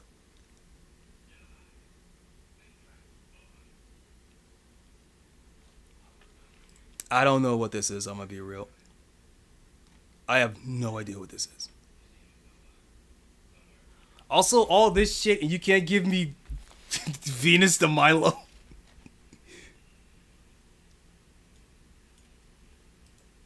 Yeah, whatever. Okay. Yes. Hold on, how much is this? I already have the game, so it's what? Like $11?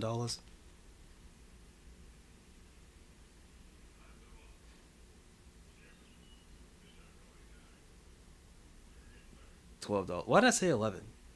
Am I stupid? It's $12. You know what? Yeah, I could use this, complete my collection. And then I could probably get the soundtrack on discount too. Because the music's really good. Music's fucking stellar. Not as good as, Final Vendetta, but it's pretty good. But anyway, Tribute Games? Right, so Scott Pilgrim EX being developed by Tribute Games. So, Tribute Games has a pretty good pedigree so far as it comes to making action games. So this game might actually be good. And if I zoom in here, you can see, hey, look at that. Hey, look at this.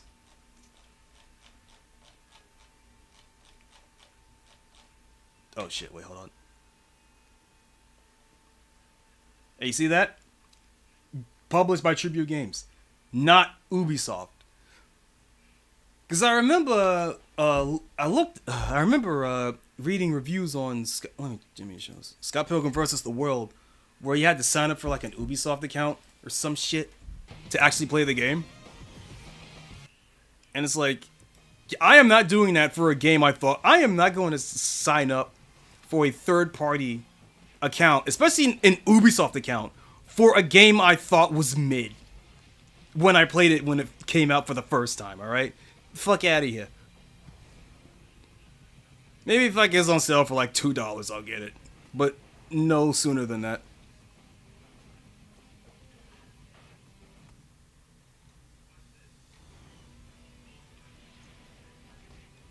And I piss the hell off. Yeah, so yeah, Scott Pilgrim vs. the World. It is a very pretty game, and it sounds really great, but the gameplay is mid, and it's basically a really shitty Kunio. It's Kunio, but bad. Right? Well, Kunio, but worse. I'm not gonna say it's a bad game, but it's very mid, and stages go on for way too fucking long. Apparently, that game was developed apparently Scott Pilgrim vs. the World was developed in like about a year. Oop. Apparently, Scott Pilgrim vs. the World was developed in a year, and that makes a lot of decisions about how that game functions make way more sense. But at the very least, man, they could have at least not put checkpoints, but like broken up the stages a little bit. Like if I'm doing like a straight on arcade run, that's fine. But it doesn't really have a straightforward like arcade mode because you have to go through the fucking world map for. I don't know why the game has a world map. It makes no outside of being like a really cheeky Super Mario World reference. the world map has no reason to be there at all. I mean, I guess if you wanted to like train stages for like New Game Plus or something, you could do that, but like I don't think any of the enemies in the game are, or any of the mob enemies in the game are that hard to put up with. I don't recall needing to learn how to do specific strategies for any of the mob fights in the game. So I guess it's like, I guess you can kind of use it. You can't even use it you can't even use it to trade against bosses because you have to go through the whole fucking level. There's no boss select. Maybe there's a boss rush? I don't remember. I don't think there's a boss rush mode, but fuck it, whatever. The game's mid. I like it sometimes, but the game's mid. Anyhow, what's this? Scott Pilgrim EX, developed by Tribute Games, so it might actually genuinely be good.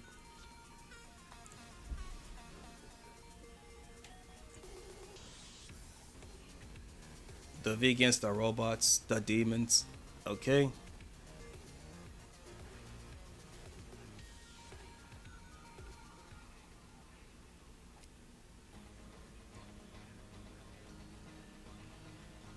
Is this...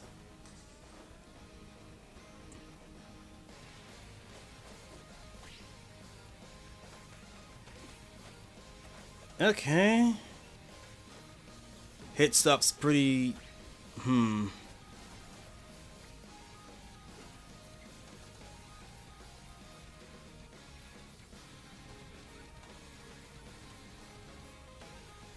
don't really like the hit stop on the weapons. Oh, this is straight up Kunio. They're not even trying to hide it anymore. This is just straight up Kunio.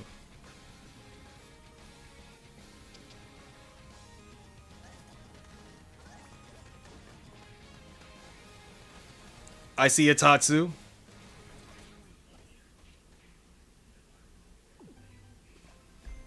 Huh.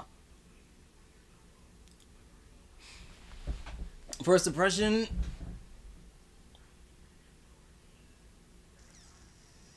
Looks okay. Or rather, graphically, in terms of its graphics, in terms of its presentation, it looks fine.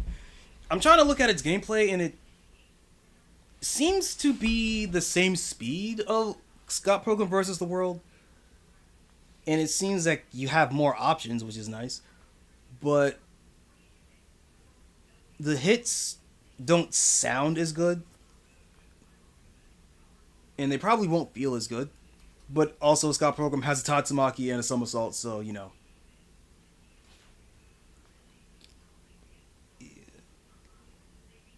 I'm not playing that again. Shut up, game. I'm not playing that again. The combat doesn't look like it's going to sound as satisfying, and it might not be as satisfying. Honestly, my biggest complaint right now are some of the sound effects. They're not as crunchy as Scott Pilgrim vs. the World, so that's number one. Hit stop seems to be a little bit too much for certain things, like the weapons, but that also could be fixed with just making the one that really got me was the bat. If you're gonna put on that much hit stop on a bat, that it needs to sound like I'm breaking something when I hit with it, or even the hammer, right?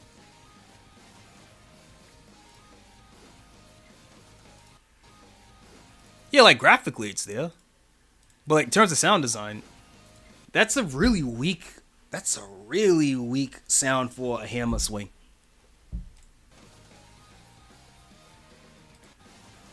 I also haven't seen anything too crazy in terms of like the actual combat. Like it's pretty basic, which basic can be fine. I'm not complaining about basic. Because if it's basic but it feels good, then that's fine. But like I can't really pinpoint how this would feel just by looking at it. I can put up a rough guesstimate.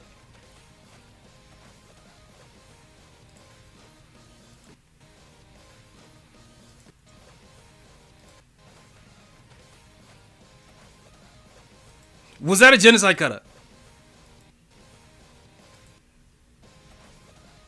That was that's a fucking genocide kata. Alright. Game might be good. Game might actually be good. Genocide kata is such a hyper-specific reference that any game that includes it has to be somewhat good.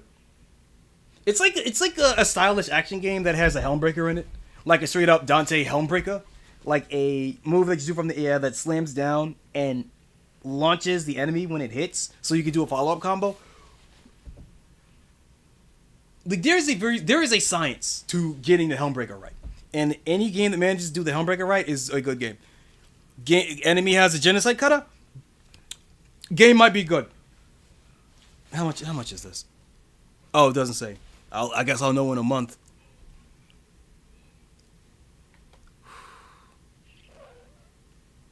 Well, I know that when games like this when they get launched, there's like a 10% discount. I'm gonna guess like I was gonna say like $25. If it's like more than 25, I'll wait for a better sale. Because I don't really care. I don't care at all about the brand of Scott Pilgrim. It looks good, sounds good. They got Anamanaguchi back on the track. That's fine. Music doesn't seem to be as punchy either as well, not punchy. It's not as like immediately catchy as the Scott Pilgrim versus the World music is, and that's part of the reason why I like it so much. Is because the music's just got super good melodies that repeat and just stick in your brain. Like I have a lot of good things to say about Scott Pilgrim versus the World. It's just that most of them are not gameplay related. Okay, so that's that. Another thing I wanted to show off, and I talked about a bit yesterday, was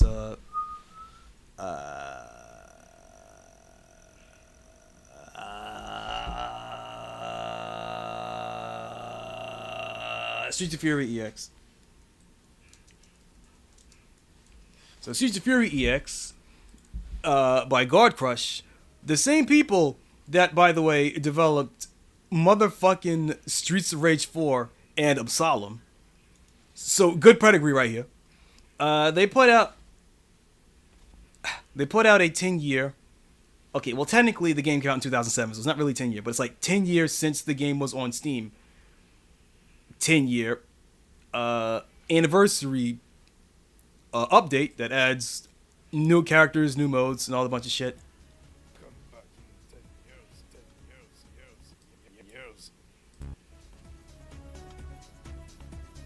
Come back in 10 years, 10 years, years. Here we got it. 10 years. Oh yeah, tag mode.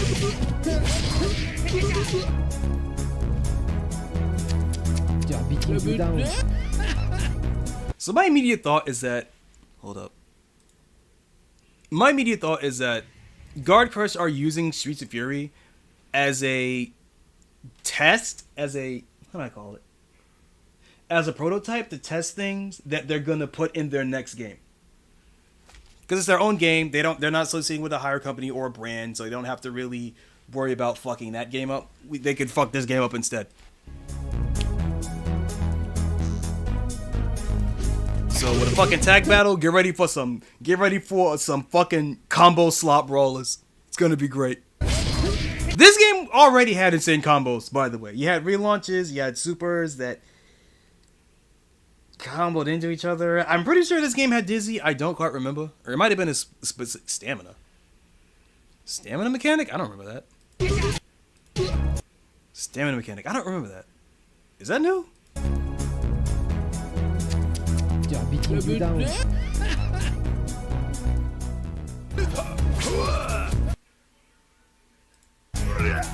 Some guy I don't know. I don't know these fuckers. I don't know who that is. Yeah, there were some E-celebs in this game. I know Nostalgia Critic is in here.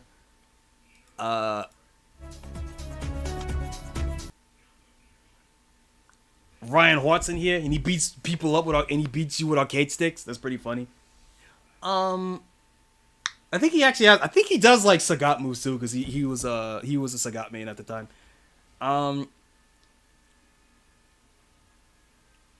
There's somebody I'm missing, but it doesn't matter.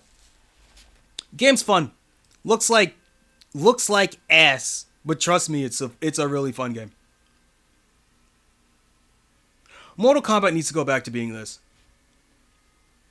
This guy here, the fucking head on his do-rag, that I keep thinking is Yipes. I don't know why I keep thinking this guy's Yipes. He looks nothing like Yipes. Just something about him, man. I don't know. Yeah, the game looks like shit, but trust me, it's good. It's real fun.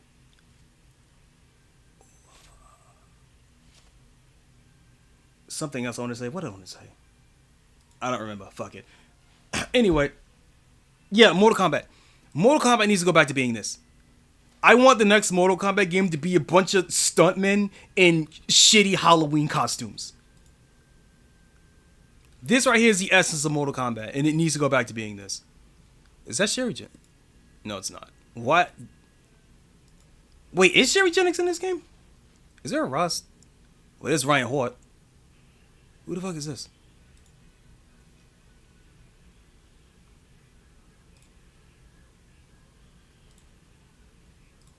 Yeah, but no, this is an old game. 2007. This used to be an Xbox Live indie game.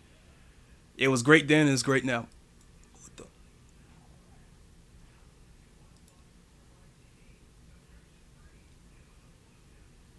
I feel like I should recognize this guy.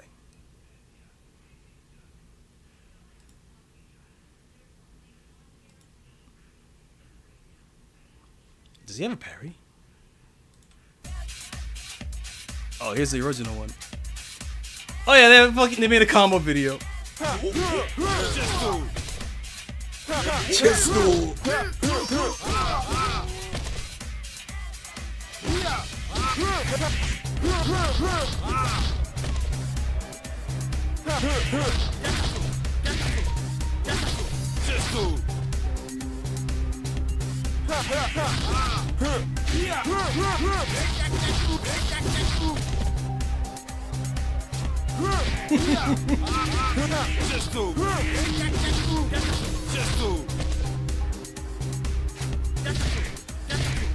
Okay, so Stamina has been in this game for a while.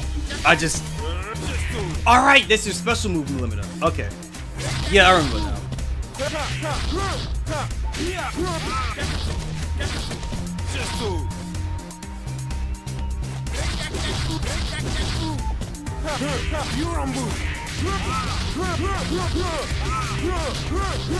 End it with a big uppercut. Yeah!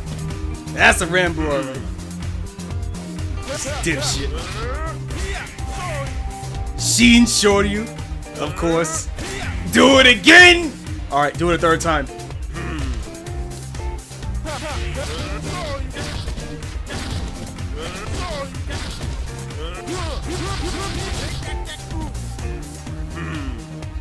Yeah, this was the combo slop brawler. How many extensions can you do? Yes. How much meter do you have?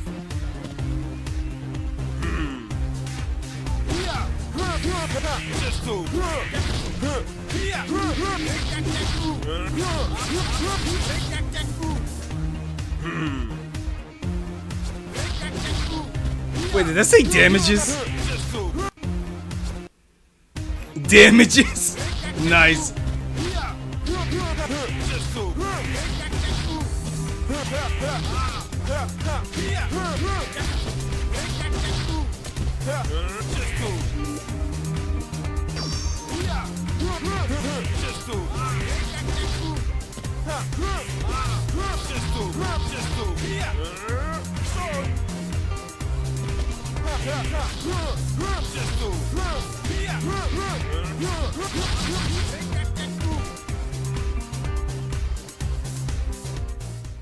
Ain't no way the website's still up. Oh man, getting a lot of good memories of this, man. Oh, okay. What was I talking about? I don't remember. Fuck. Right, Gold Crush. Making a new game. No, they're not. God Crush, probably making a new game. And they're probably using this game to test the ideas that they want to put in their next game. So I'm expecting whatever game they're going to have, well, a fucking Marvel tag mechanic for starters. And we'll see where things go from there. I do kind of wish... A small part of me wishes that the original Streets of Fairy game was a separate. I do kind of wish this update was a separate game. I mean, you could buy. And look, you could buy right. I mean, fuck, you could buy it right now for 99 whole cents. What is it? February 8th? You guys got like what? 2 weeks? 1 week? Yeah, next Sunday. It's definitely worth it. If you are a fan at all, if you are at all even kind of in iota's worth interested in beat 'em ups, Streets of Fairy is a good one to play. It's good. It's cheap. Has the worst acting you've ever seen. It's fucking awesome. Oh yeah. Okay. Was there any others I wanted to talk about? Let me check my tabs. I can get rid of that. I should get rid of a lot of these actually. Get rid of that. Get rid of that. Get rid of that. The hell is this? That's Neo Geo thing. That's for later. That's a personal thing. Drama. Some bullshit. Get rid of that. Get rid of that.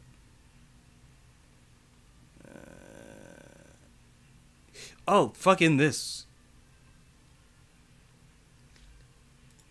So in its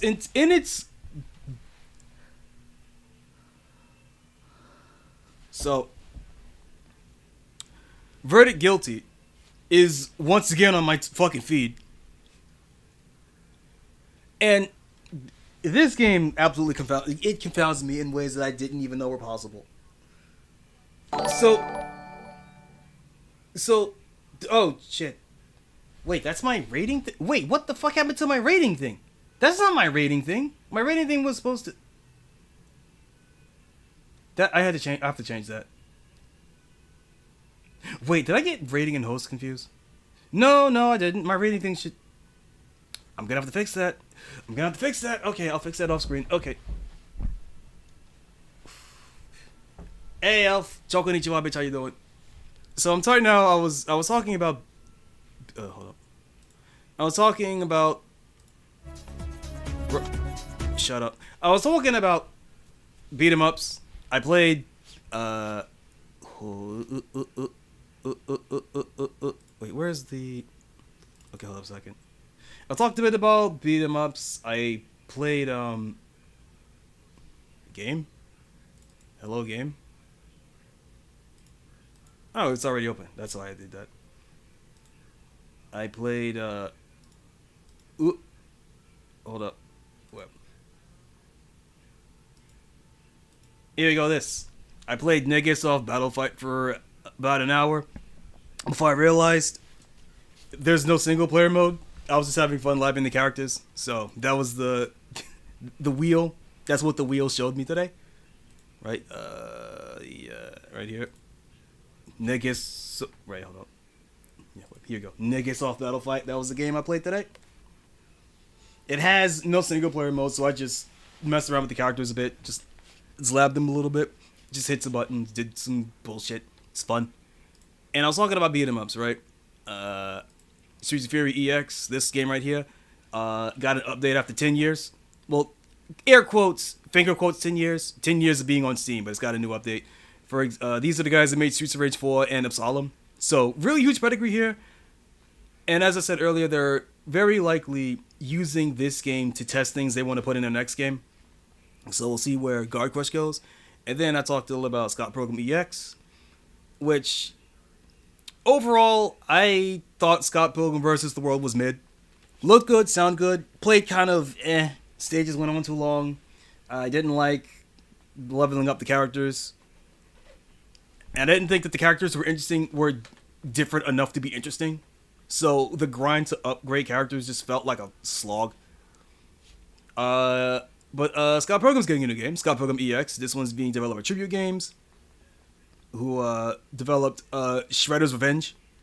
So, you know, might be good. One of the mob characters, one of the enemy mobs has a genocide cutter, so the game might be good. It's basically... I might as well play this a little bit. It's basically the Kunio game that Scott Pilgrim vs. the World wishes it was. Now, that's not to say it's going to be a good Kunio game, but it's going to be deliberately more of a Kunio game. If I had to take a guess, it would probably be more like River City Girls than an actual Kunio game, but that's close enough.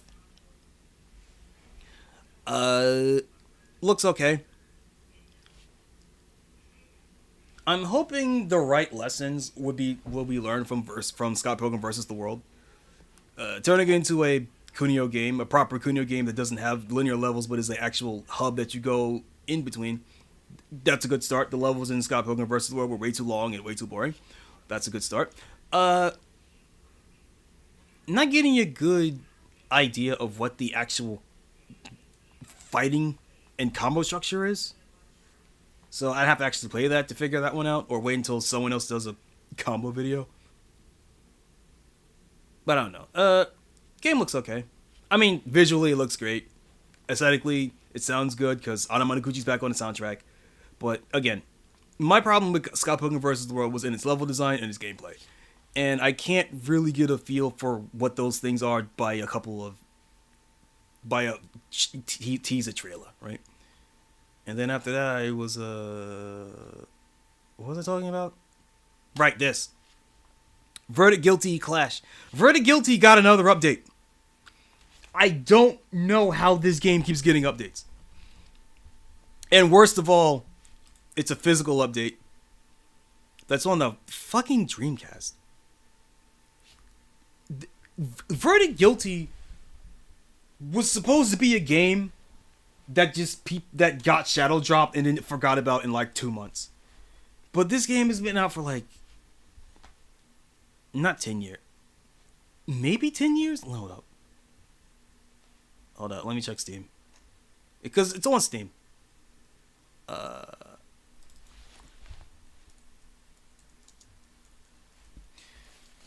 So Verdict Guilty is a fighting game made by people that don't know how to make fighting games, which is not inherently a bad thing.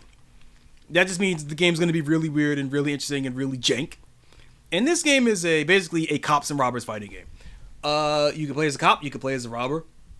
And the big gimmick, in terms of its gameplay, the big gimmick of the game is that if you play as a cop, you can temporarily handcuff the opponent, which prevents it from blocking. So you could get in, grab the enemy, handcuff them, and hit them a couple of times, and they break the cuffs, and the game goes back to normal. If you're playing as a terrorist, though, you can instead, when you grab somebody, you plant a bomb on them that will explode after a certain amount of time.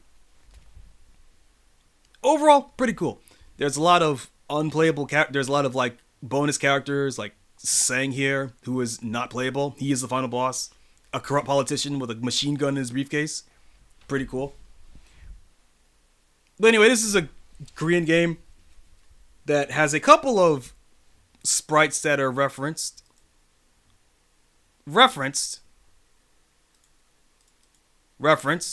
Right? I'm not going to say... Listen. I'm not going to say this is a Chun-Li retrace if you won't. But that's very much a Street Fighter 2 Chun-Li sprite. Or at least very much model afterwards. The game overall is like not very good. It's gimmicky, but it's gimmicky in a cool way because like no self-respecting fighting game would have bullshit like this. But whatever, it's cool, it's cheap, and it got a console port. Years later, I got a console port, and the console port that is not in the PC port because it came out on PC first. Is it in here? I don't think it is. Yeah, it's not in here. The console port of Verdict Guilty added Breaker's Revenge characters as sub-bosses. They are not playable, but in the arcade ladder, you fight them. You fight Sho Kamui, you fight Tia Langre, you fight Saizo. I forget Saizo's last name. And you fight a fourth character who is not a Breaker's character, but is very clearly using reused Condor assets. Where is it?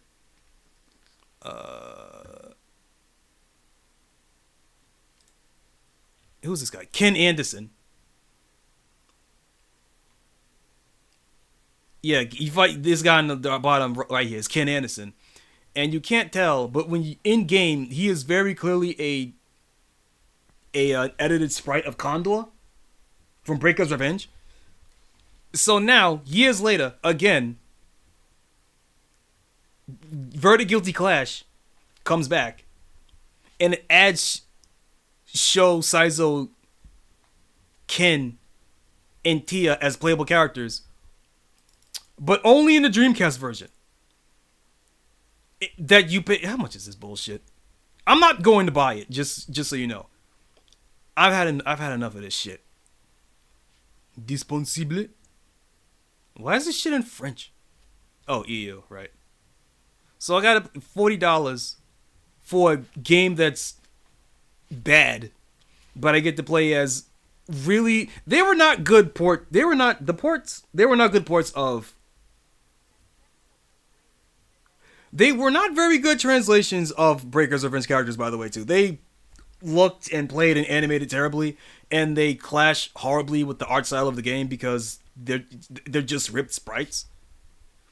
Breaker's Revenge has been trying, or rather, whoever the fuck owns the IP for Breaker's Revenge has been really trying to push it for like years now. There's Sho Kamui in oh god, what was it? Pocket Bravery. Actually, it might be in the Steam page. Hold up. Pocket Bravery, which has its own drama that I had to go through, is right here. Sho Kamui is a guest fighter in the only guest fighter, by the way, in Pocket Bravery, and he's pretty accurately translated, and they gave him a new move that's super busted, which is honestly what you want from Sho. Because Sho Kamui in Breaker's Revenge is like tied with Saizo as the best character in the game. Sho is so fucked up he is so fucked up in Breaker's Revenge, and in Breaker's Extra. He's basically unchanged, and he still might be top 1. And Breaker's Extra was like a super broken, fun side mode that was added into the Dreamcast version of the game that basically made everyone super broken in what I can only guess was an attempt to make people in line with how busted Sho was on his own. And even in that mode, Sho still might be the best character in the game. He's so good. He's... I could talk about Sho for an hour about how crazy he is. But again, yeah, Sho Kamui Breaker's Revenge. There's also the Breakers Collection, which is deceptively titled.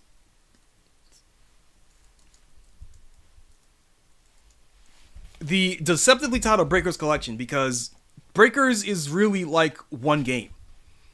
Breakers as we know it is one game. Yeah, Breakers and yeah, Breakers Revenge. And the only difference between Breakers and Breakers Revenge is Saizo, is the inclusion of Saizo.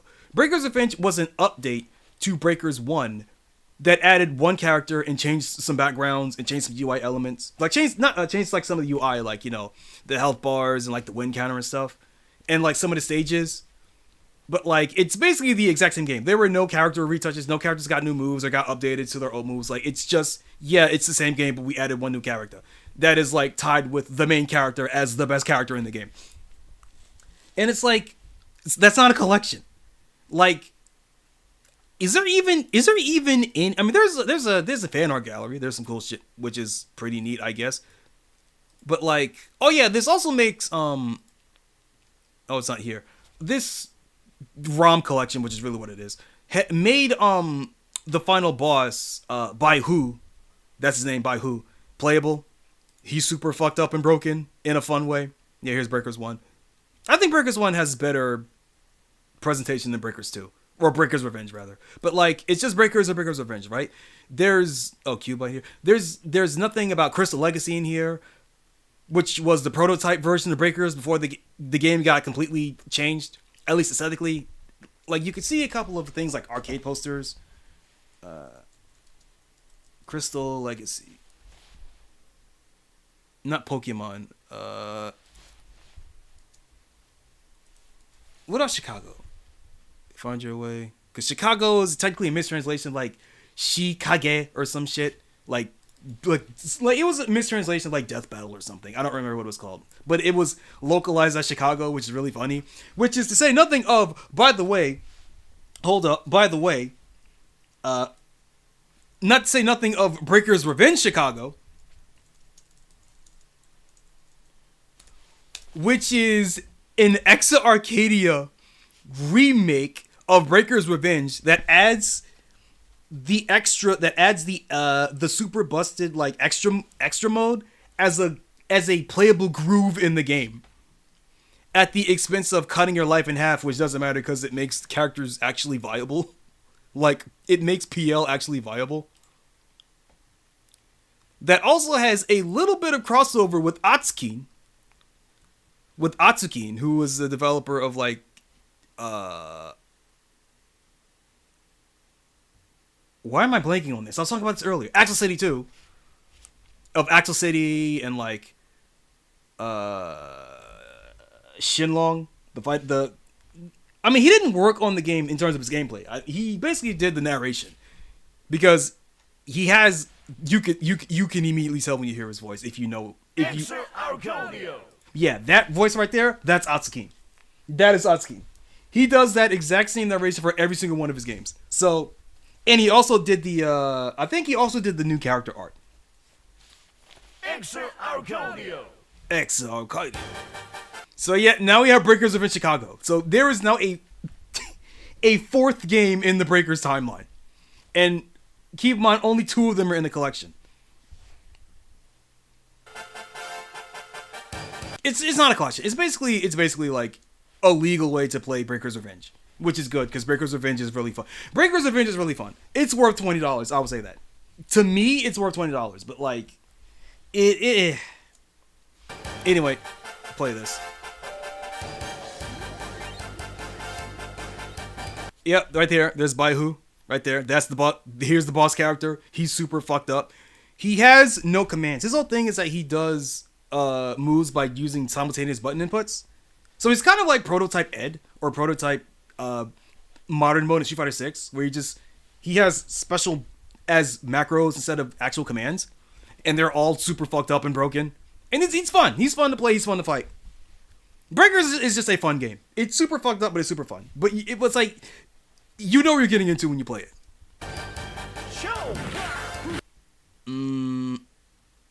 Maybe Atsukin didn't make this art.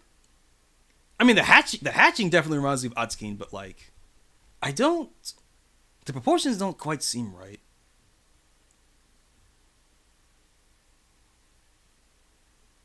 Maybe it is him. Because Atsukin tends to make characters look like Hokuto no Ken characters, because he really likes Hokuto no Ken. So his art tends to has that kind of feel to it. Like really sharp, really sharp, like you know, like Hokuto no Ken and like early JoJo. Like that specific style of artwork, that's what he tends to make his art look like. And they probably, whoever was behind this, probably told him to not do that because they might feel it might be copyright infringement if it aped the Hokuto no Ken style too hard. But he also might be trying to make his style look more like the actual art that was in Breaker's Revenge, which I don't know why he would do that because the art in that game is not good. It's actually quite ass. So I don't know why you would want to make it, but whatever. I do like hat shading though. I do love hat shading. Hat shading is my big weakness. So this show, he's super fucked up.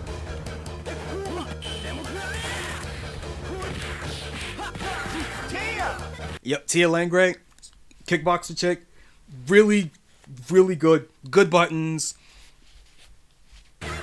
Super fast. She has like the best backdash in any fighting game I've ever seen. Like it's like half screen. It's so good. Pretty good, decent fireball. Jab DP is really good. Her Tatsu is really good and combos into itself. And combos himself. Good supers.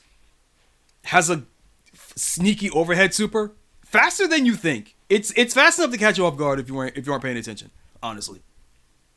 Tia's good. She's like A tier. Like she's right below. She's like right below Sho and Saizo.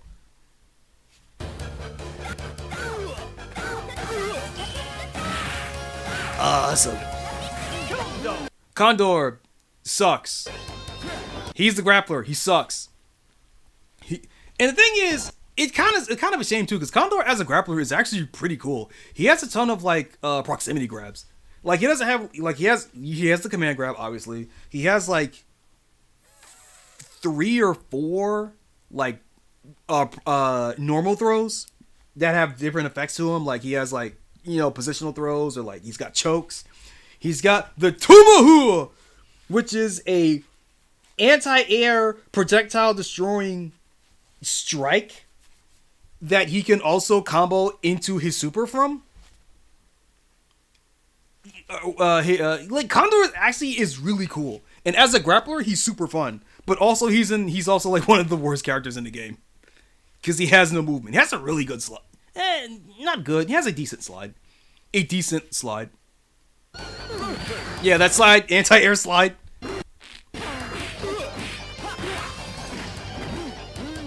Ugh. PL, the worst character in the game.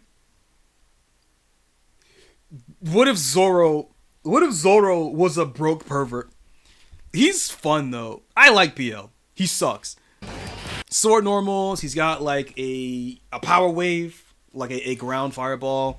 He's got a he's got a couple of sneaky overheads. He's got a air rekka. It sucks. But the fact that he's got like an air exclusive rekka. It sucks, but it's pretty cool. Decent throw.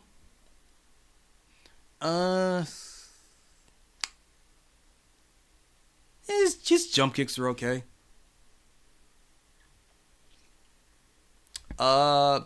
He has a mind-bogglingly good anti-air super. Where he like holds up his sword like a lightning rod and zaps. Like it holds up his sword like a lightning rod and then stabs, and it has with this lightning effect.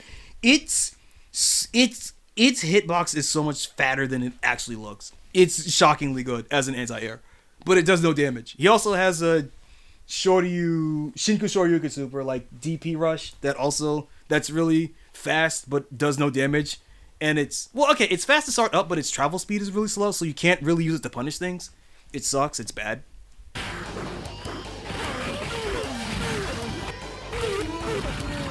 No, he has got the rose thing. He's got...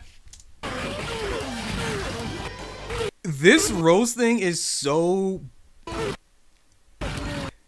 inconsistent, because sometimes it can actually drop. And sometimes it leaves you at full screen. Yeah, he's got that. It's a pretty decent as a combo super, it sucks because it does no damage. And as a punishing super, it sucks because it has no range. Like, this super is just terrible. By who? Boss character. Super fucked up. He's fun. He's so much fun.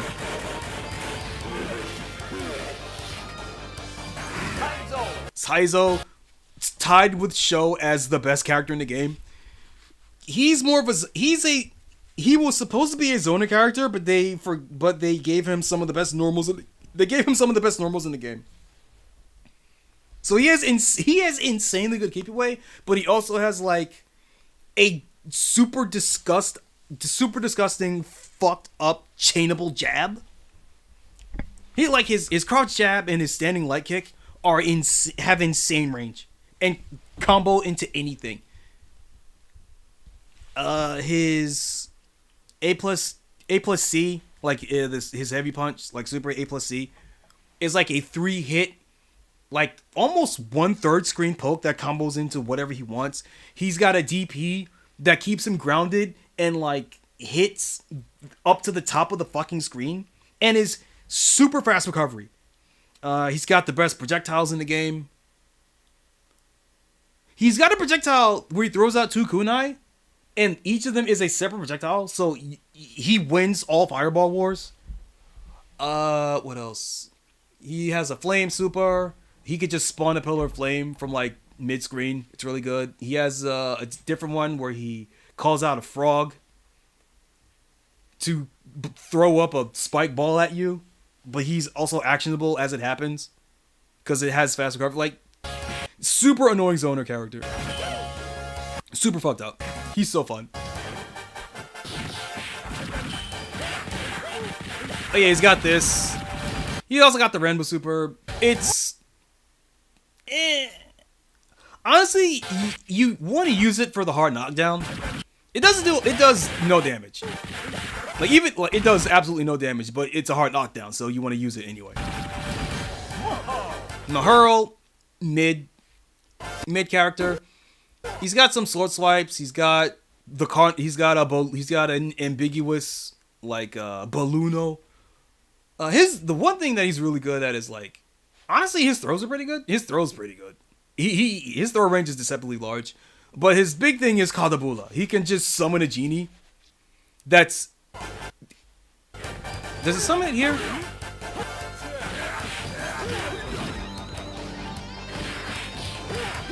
He doesn't even summon it. He summons a genie. He can summon a genie, and the genie is actionable. The genie is completely actionable even if Mahou gets hit. So Mahou can use the genie as a wall to prevent as a wall to prevent you from approaching. If he gets hit right before he gets hit, he can summon a genie to cover for him and send you back full screen. Mahou's fun. He's not good, but he's fun. Sword swipe, of course. Alcyon the Third, tied with PL as the worst character in the game. So this was supposed to be like the actual zoner, like your Dalsim type, super long limbs, but he's slow and he sucks. He has a air tackle, which is okay, but it's slow and it has really shitty recovery. Like the problem is that his recovery just sucks. He's slow and he has a lot of recovery. He has cool teleport. That's pretty neat. He has a couple of cool teleports actually, and he's got that projectile super, which is pretty good.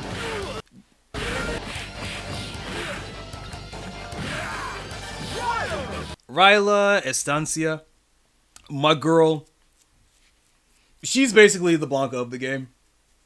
She's mid tier. She has like a couple of pretty cool gimmicks, but none of which really make her viable. Like, yeah, she has like a jumping attack that goes over lows, but it's really slow. In the heavy version, yeah, you can combo after it, and it makes for a good punish, but it's also like you'd have to be brain dead to get hit by it. Her bite super is really good. I can say that. Like, genuinely, her bite super is really good. It can punish fucking anything, but it's also a charge. So, again, yeah, if you're not good at hiding your charges, you're just gonna get hit out of it. Well, you're not gonna hit. I don't think you're gonna get hit out of it because it can send her pretty far back when it gets blocked. But if you're playing as a good character, you might be able to punish it. Her light kick somersault is pretty good. Has a lot of invincibility frames that could blow through a good number of things, honestly. It's a pretty good reversal. Spinning claw sucks. Stand jab is okay. Her stand jab can combo into her fire claw, which is good. Fire claw is genuinely good. Genuinely good, bracket if it hits. Close bracket. Wind claw is actually, what's it? Wind scratch and fire scratch? The light version of the rush punch is genuinely just good. It's a really good pestering tool. Fire claw is really slow, but if it hits, it's knocked down and it does a decent amount of damage. And if you are really good at maintaining charge, you can combo after it. Not me, by the way. I can't do that.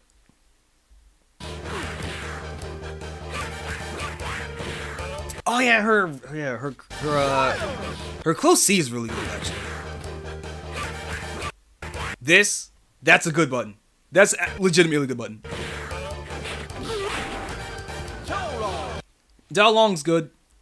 Chinese guy, charge character, but he also has like super oppressive, like he has super oppressive lockdown. His fireball's slow, which is good for pressure. He has like how many air buttons? He has like so many different air. He has so many different air tools, and he has a fucking nasty overhead. Yeah, this isn't a special move, by the way. This is just a normal move. Like the jump multi kick, that's just a normal move that he has. It's super fucked up. Breaker's Revenge, Chicago. Yeah, so Breaker's Revenge Chicago. When does this come out? April 27th. So this didn't exist at the time of the Breakers collection, but like fuck me, they should make it part of the Breakers collection. It's not like yeah, but no. Yeah, it's a Breakers collection. As a product, it sucks. People just buy it to play Breakers Revenge, honestly. Because Breakers Revenge, it's kind of like Melty Blood, not Type Luna, but like it's kind of in the same spot that Melty Blood Actors Again Current Code is, where people buy the game to show support for the product, and then they immediately go to the Melty Blood caster and play and pirate the game because it has really good online play. But like you buy the game to support it, and you know, maybe if you're like doing a sword mode run, you can do that too. But like, you know, people buy this to show support, and then they go back to the pirated version of the game they actually play. And this is the similar as that. Like you buy the collection to show support for Breakers Revenge, and then you go play the game on Fightcade. It's one of those things. And it's like, again, there's nothing in here about Crystal Legacy, which is the prototype Breakers, despite the fact that it has a ROM that is accessible. It's not fully working, but like it's accessible. So I'm surprised that no one took it and cleaned it up and made Crystal Legacy actually playable. Let me see. Crystal Legacy. Yeah, Crystal Legacy. Twitter. Let me just put Twitter. Actually, arcade. Twitter. Crystal Legacy. Oh, that's a character. Never mind. Action pack MMORPG fantasy game. What the fuck is this? It's dead is what it is.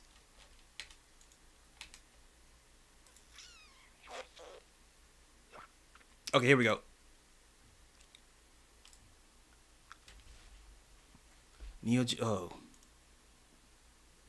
Oh, it's a... Can I just search here?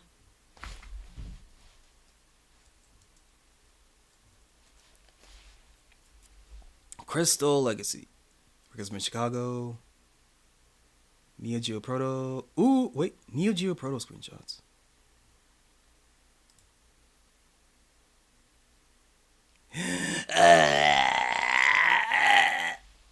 Okay.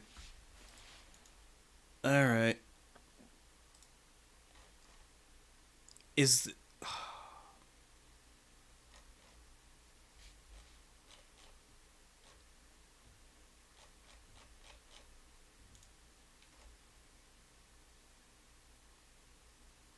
Breakers from Chicago. Tenrin no Sho Chicago. What if I type this here? Tenrin no Sho Chicago. Arcade history, okay. Okay, here we go. Here we go. Tenrin no Sho Chicago. Not listed in MAME yet, that's fair. So this is the prototype that Breakers eventually became. Click to unlock. Fuck off. What about this? That's Breakers, that's what it came. There is a video showing like the boot screen in attract mode, but it looks really fucking ugly.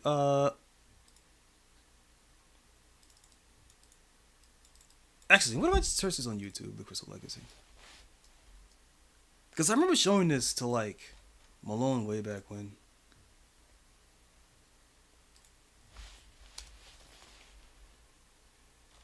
Alright, Pokemon Crystal. Fuck. Arcade boot up. Let's start there. Okay.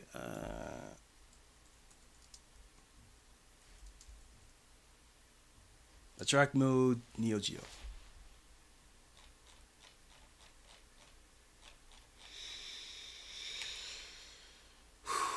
Okay.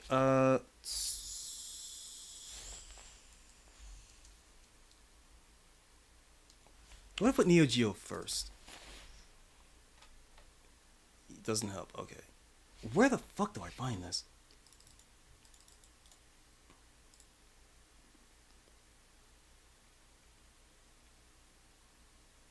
Ooh. That is not Crystal Legacy. That's Fight Fever. This is Fight Fever. Why is that there? Wait, Fight Fever / Crystal Legacy. What the hell? Crystal Legacy is not related to Fight FIFA at all. Why? What?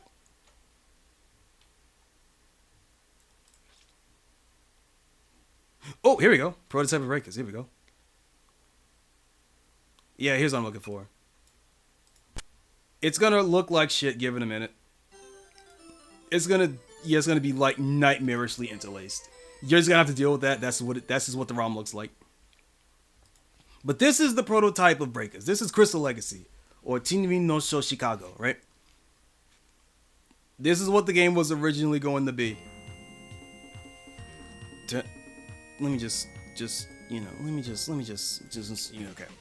So this is what it was originally going to be, and it's like if the Breakers collection actually managed to put this in the collection, that would be worth it, because that's preserving arcade history right there. But no, you just get a ROM of Breakers and Breakers Revenge.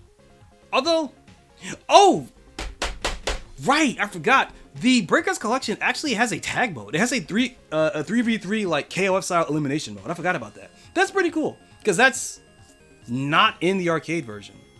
So it does have some neat bells and whistles, but like, I would argue not enough to justify its price. Anyway, here are the fucking Dragon Balls that every character has. And as you can see, Shokamui didn't change at all. Some characters change here. Some of the characters are just have different names. I think Shohiro was named. I think his name was like Takeru or something. I think this guy's Red Gigas, and this Amazon girl who would later become Ryla Esancia. I think this is Sandra Virgo. This girl here who would later become Tia Langray is Shelly Tarlar, I think. I think Alcyon actually stayed the same. This guy, PL, actually had his name pronounced correctly. His name was actually spelt and pronounced Pierre, but for some reason in Breakers Revenge, his name was changed to PL. I don't know what that's about. I don't remember what Maherl's name was. I don't remember what Chinese guy's name was either.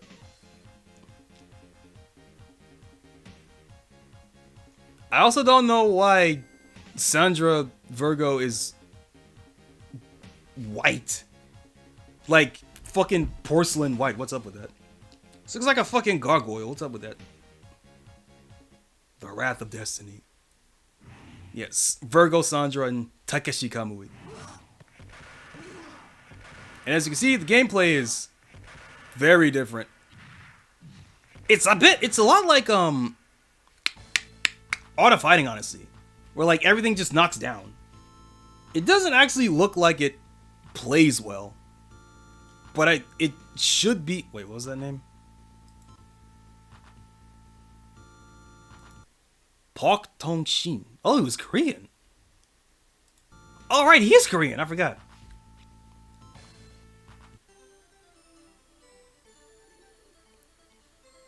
And I just does this for a little bit. Yeah, the how to play.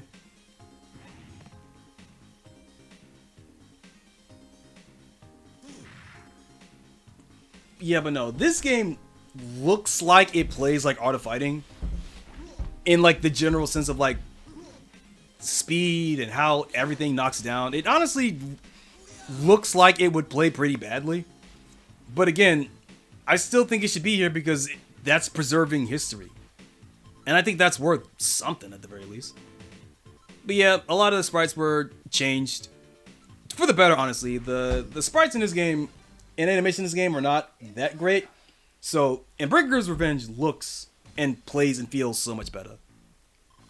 So while I'm grateful that Breakers Revenge exists, because I think it's like one of the best fighting games, like one of the best, like just get in there and just run sets fighting games ever made. Yeah, no, that's definitely Art of Fighting. Like how they both jump back at the start, that's definitely Art of Fighting.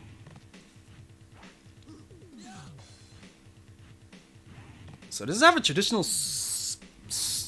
Because I see the second bar under the first bar. It's like, is that a super meter? Is that a Art of Fighting spirit meter? Like, what is that?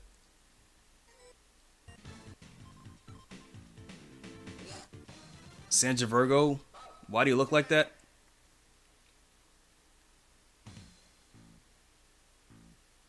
Yeah, why the fuck does she look like that? Like, I'm just going to assume it's a problem with the color. Like, I'm just assuming it's a problem with the colors of the ROM. That's cute though. The tail's cute. That's cute. She's even more brolic in this game than she is in Breaker's Revenge. And that's her whole thing, is that she's fucking huge. That's a good jump normal. Wait a minute. That looks really fucked up in like a good way. Switch to dip. Now it's in Japanese. Wait. So when you change the language to Japanese, Sandra looks normal. What? Why though? What's up with that?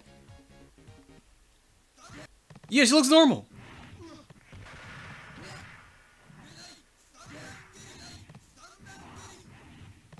What? But why?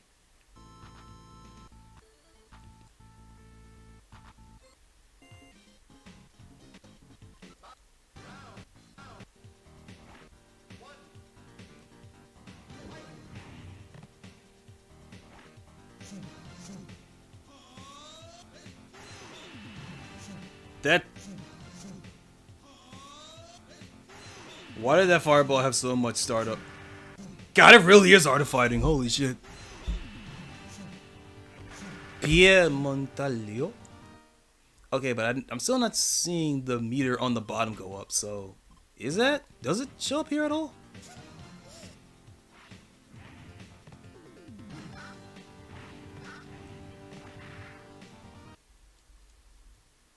Okay, I guess not. That's all of it. Yeah, but no, that's Crystal Legacy. Or Tenshinsho Chicago. Again, really should have been in the Breakers collection. I don't know why it wasn't there. I guess they couldn't find someone to clean up the ROM, but like... If it was there, I would say that the Breakers collection would be worth playing outside of the curiosity, or outside of playing like, oh yeah, support the game, and then go play it on Fightcade. Okay, what else did I want to talk about? How did I even get here? Right, hold on. It was this. Right, so Verdict Guilty. Korean fighting game. It's actually kind of shit, but it's like interesting. It is a very... Hold on, let me pull it up.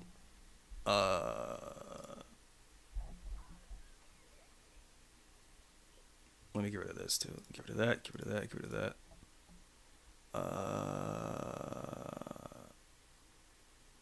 I'll use this as a base. The music chip, Flipwitch. Flipwitch has good music. Don't play the game though. Or do. I don't care. I don't care what you spend your money on. I spent money on the soundtrack. Soundtrack's fucking great. Verdict Guilty. So this game is not very good. It's kind of fun in a like, yeah, just get together, have some drinks, mash buttons kind of way. But as a traditional balanced fighting game, you're not getting that from this. But it's got a lot of fun stuff. It's got a story. Every character has a unique story mode with NPCs and boss fights that are not in the base game. When you beat the game with one character, you unlock a secondary version of that character. That's a different person, right? But it's like you unlock a head swap that has basically the same moveset though. Like there's a lot of stuff to do, but like the gameplay in and of itself is just like, it's kind of shit, unbalanced, unrefined. But sometimes that's what you're in for. And sometimes that's what I'm in for, because I beat this game like 3 times. I 100% this game like 3 times. So like sometimes sometimes I just am in the mood to just eat some garbage, right? But I bring this up because this game's old. I think this is another game that... No, never mind. So this is a game that's got multiple ports over the years. Years later, after the 2016 date, it got a home port to consoles. And then the console version added Sho Kamui, Tia Langry, Saizo, and Ken Anderson, who is a new character, bracket, air quote, new character, that was added to the home port. But they were not playable at all. They were just boss fights.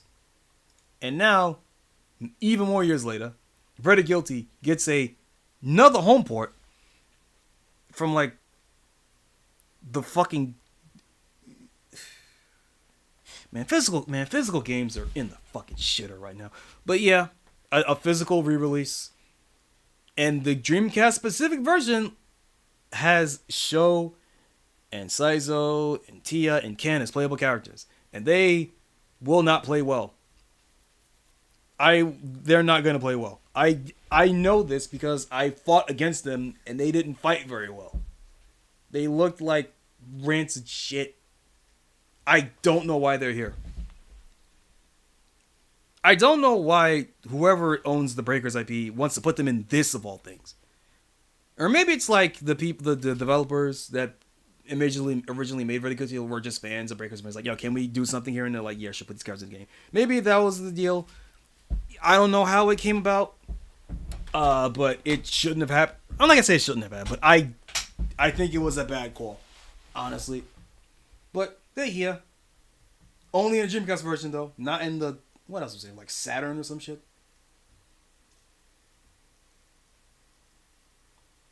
Dreamcast. Oh, it's just Dreamcast. So US PAL and Japanese. I can't think of anyone that would buy this. I mean, I know a couple people that will buy it. Some will buy it as a gimmick, as a joke. Some will buy it just to say that they have. But like, I like Vendetta Guilty. Despite the fact that I've shat on it every time I brought it up, I do like the game. It's fun in a turn your brain off kind of way. Let me show this. It ain't worth $40. It's just not. Vendetta Guilty is not worth $40. I'm not buying this shit. If you want to play Vendetta Guilty, buy it on Steam where it's $5. Why is Deadlock have another update? Deadlock. Ever since people sent me that invite for Deadlock, I'm getting multiple updates per day for this fucking game. How much shit could you possibly change in like 3-4 hours? What is this shit? Anyway, this is a thing that exists. I kind of wish it didn't. I'm not gonna lie, but it does. Okay, was there anything else I wanted to talk about? Streets of Rage EX, not Streets of Rage. Streets of Fury EX I talked about. Vendetta Guilty I talked about. Scott Pilgrim EX I talked about. I talked about Axel. I talked about ZENOH at the start of the stream. Let's see. Is there anything else here that I missed?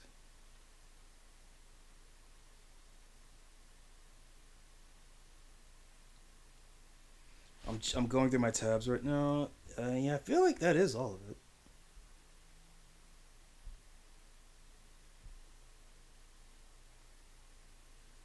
Oh wait, there's this. Marvel Rivals is adding a 1v1 mode in their game. A straight up versus 1v1 mode. The game is... This game might actually... I played a little bit more... Okay, so for context, I played a little bit of Marvel Rivals. I played it for like a day, and I thought, this game's really good. Looks good, feels good. It's also not in my wheelhouse, so I uninstalled it. This 1v1 mode would actually get me to reinstall it. This game might end up scratching my hyper-specific Anarchy Reigns itch. So, we'll see.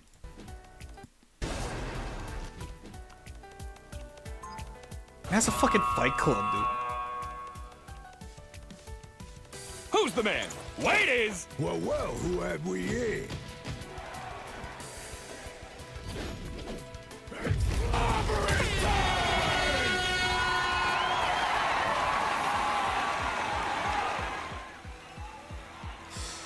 There's no way that this thing will be balanced at all. This art's pretty cool.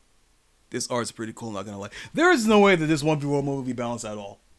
But judging from what I'd be hearing about Marvel Rivals, that game ain't balanced at all. The regular mode didn't bounce at all either. So it'll be a fun little side thing. Hopefully they don't get rid of it. I want that to stay permanently. I want the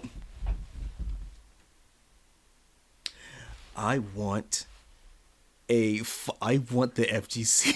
I want the FGC to get real deep into the 1v1 mode of Marvel Rivals. I want to see what this game looks like at high level 1v1 mode. I want to see what absolute bullshit this game has at that level. Yeah, but there's a 1v1 mode in fucking Marvel Rivals now. Or in the next update or fucking whatever. I don't know. That's a thing. Okay, anything else? Let's see.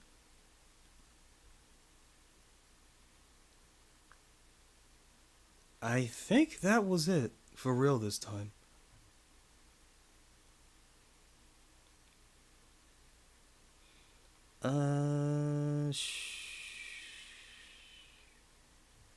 I have a lot of tabs. Give me a second here.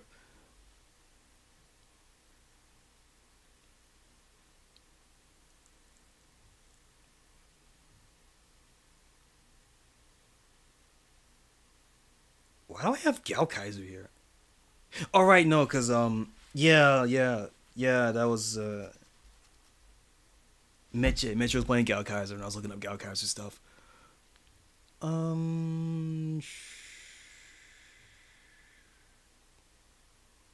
That seems to be. Oh wait, hold on.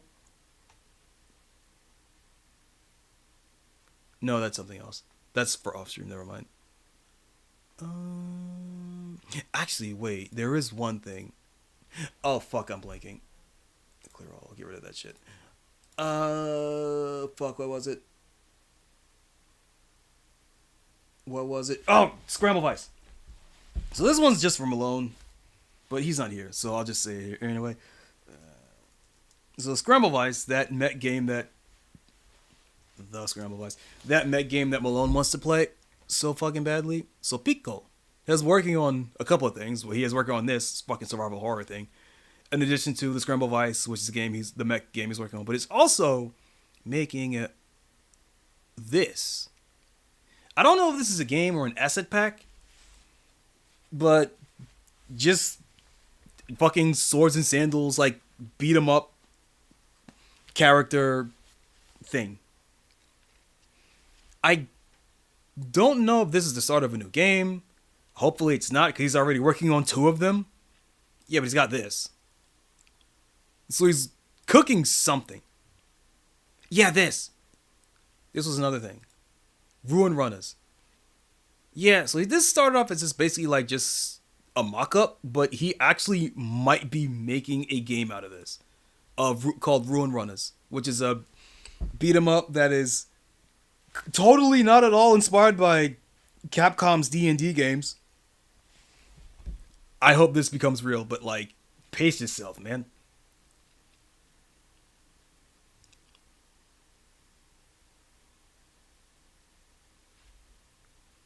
So he's definitely cooking something with this. But this character, whose name I don't remember, I believe this character is just going to be like a standalone character sprite that people will be able to use for their own games. And maybe eventually Shia. Here we go. Shia, Ruin Runners. Purely a graphic resource and not a game itself. Okay. Yeah, so he's just making a bunch of sprites for a character for a game that he isn't making yet. But this is a thing. And this character reminds me a lot of a little bit of the Amazon character and what's it, Blades of Vengeance? It was a Genesis action game.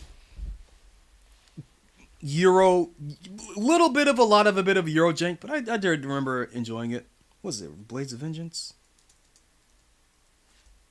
I think it's Blades of Vengeance.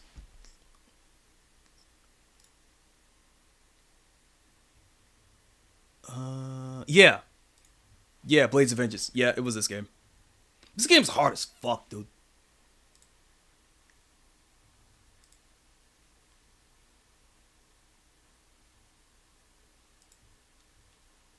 Yeah, there's the Amazon girl. Although she's got white hair, but the same red bikini.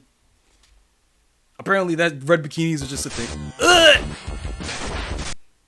Off. Sound off. Shit. This game's cool. It's also very hard. And has a lot of, like, gotcha moments.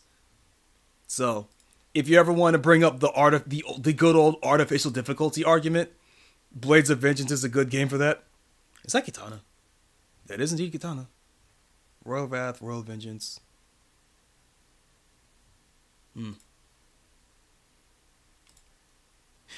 I always find it. How to explain this? Mortal Kombat has been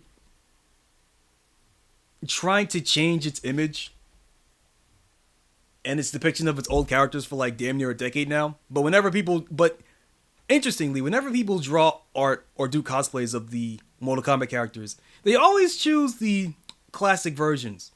You know, the kind that you would put together with like Halloween stores. Real interesting in that, huh?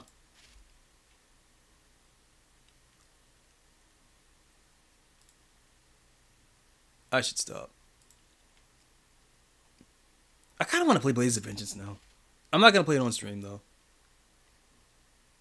I feel like I shouldn't play Blades of Vengeance until I'm able to comfortably 1cc the game. Which, I feel like I might be able to get... As where I am right now, I'm not going to be able to do it. But I think I can get to the castle level without dying, without losing all my credits. If I spend my money right in that game. Is that Guts? That is not Guts. Right, what was I talking about? Yeah, Rune Runners, that's a thing inside. What if I decide Rune Runners? Will that just bring me into it?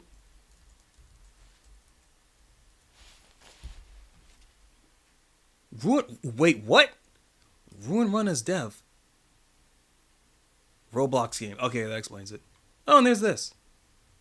Wait, check out Pico Pico amazing indie project Rune Runners. Oh, Pizza Kid. Didn't this game come out? Is this game out yet? Kickstarter, but is the game out? Projects, I guess not. Jan 18. Okay, no, it's still on Kickstarter. Kickstarter, Pizza Kid's a beat 'em up. Looks good. It's been a Kickstarter for fucking ever, though.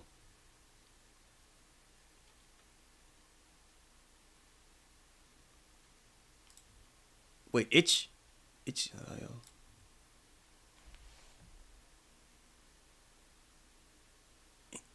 Monitor testing while uploading a sample. You know what? I've been looking for an excuse to get into developing fighter maker games. I want to. Maybe I could use this character as a template, because I feel like depending on how many animations this character has, I could probably make two characters. I can make like I could make a sword disjoint hitbox sword Normus character, and I can make a close up rush down shield basher character.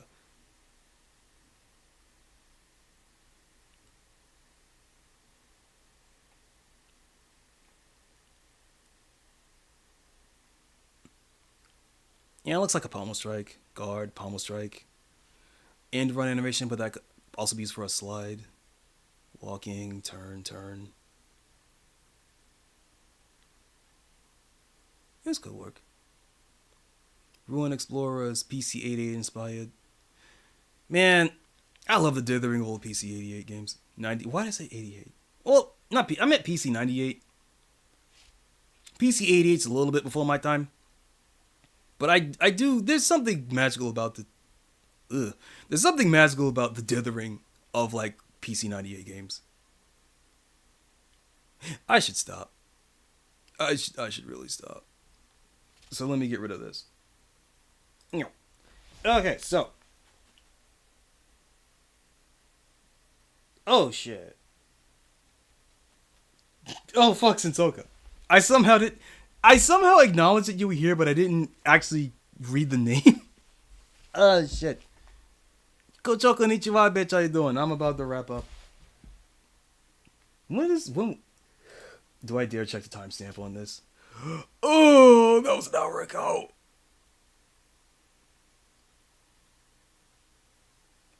Oh, shit. Okay, I'm gonna ignore that. And I'm gonna go leave. I'm gonna go eat something. Nothing heavy, like probably like a can of carrots or something. Because I'm not really all that hungry, but I should eat something before I go to bed. Sound, that's the wrong button. Where's the button? Actually, no, because last time I pressed the button, it led to, it chugged the shit out of my computer, so I'm gonna have to fix my game over screen. My ending screen. So instead, I'll go to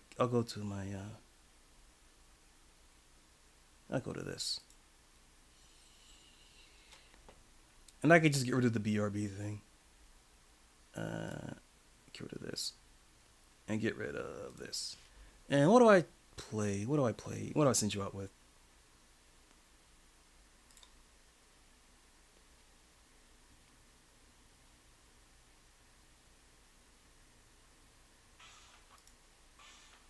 I don't want to play this again. Actually, I started with Ollie King. I'll get into it with Ollie King. Never played Ollie King, but it has a Hideki Naganuma soundtrack, so it's probably good. I think it was developed by Sega too, so it might actually be good. You know what? I'll play Funk to the Top. That's a good one.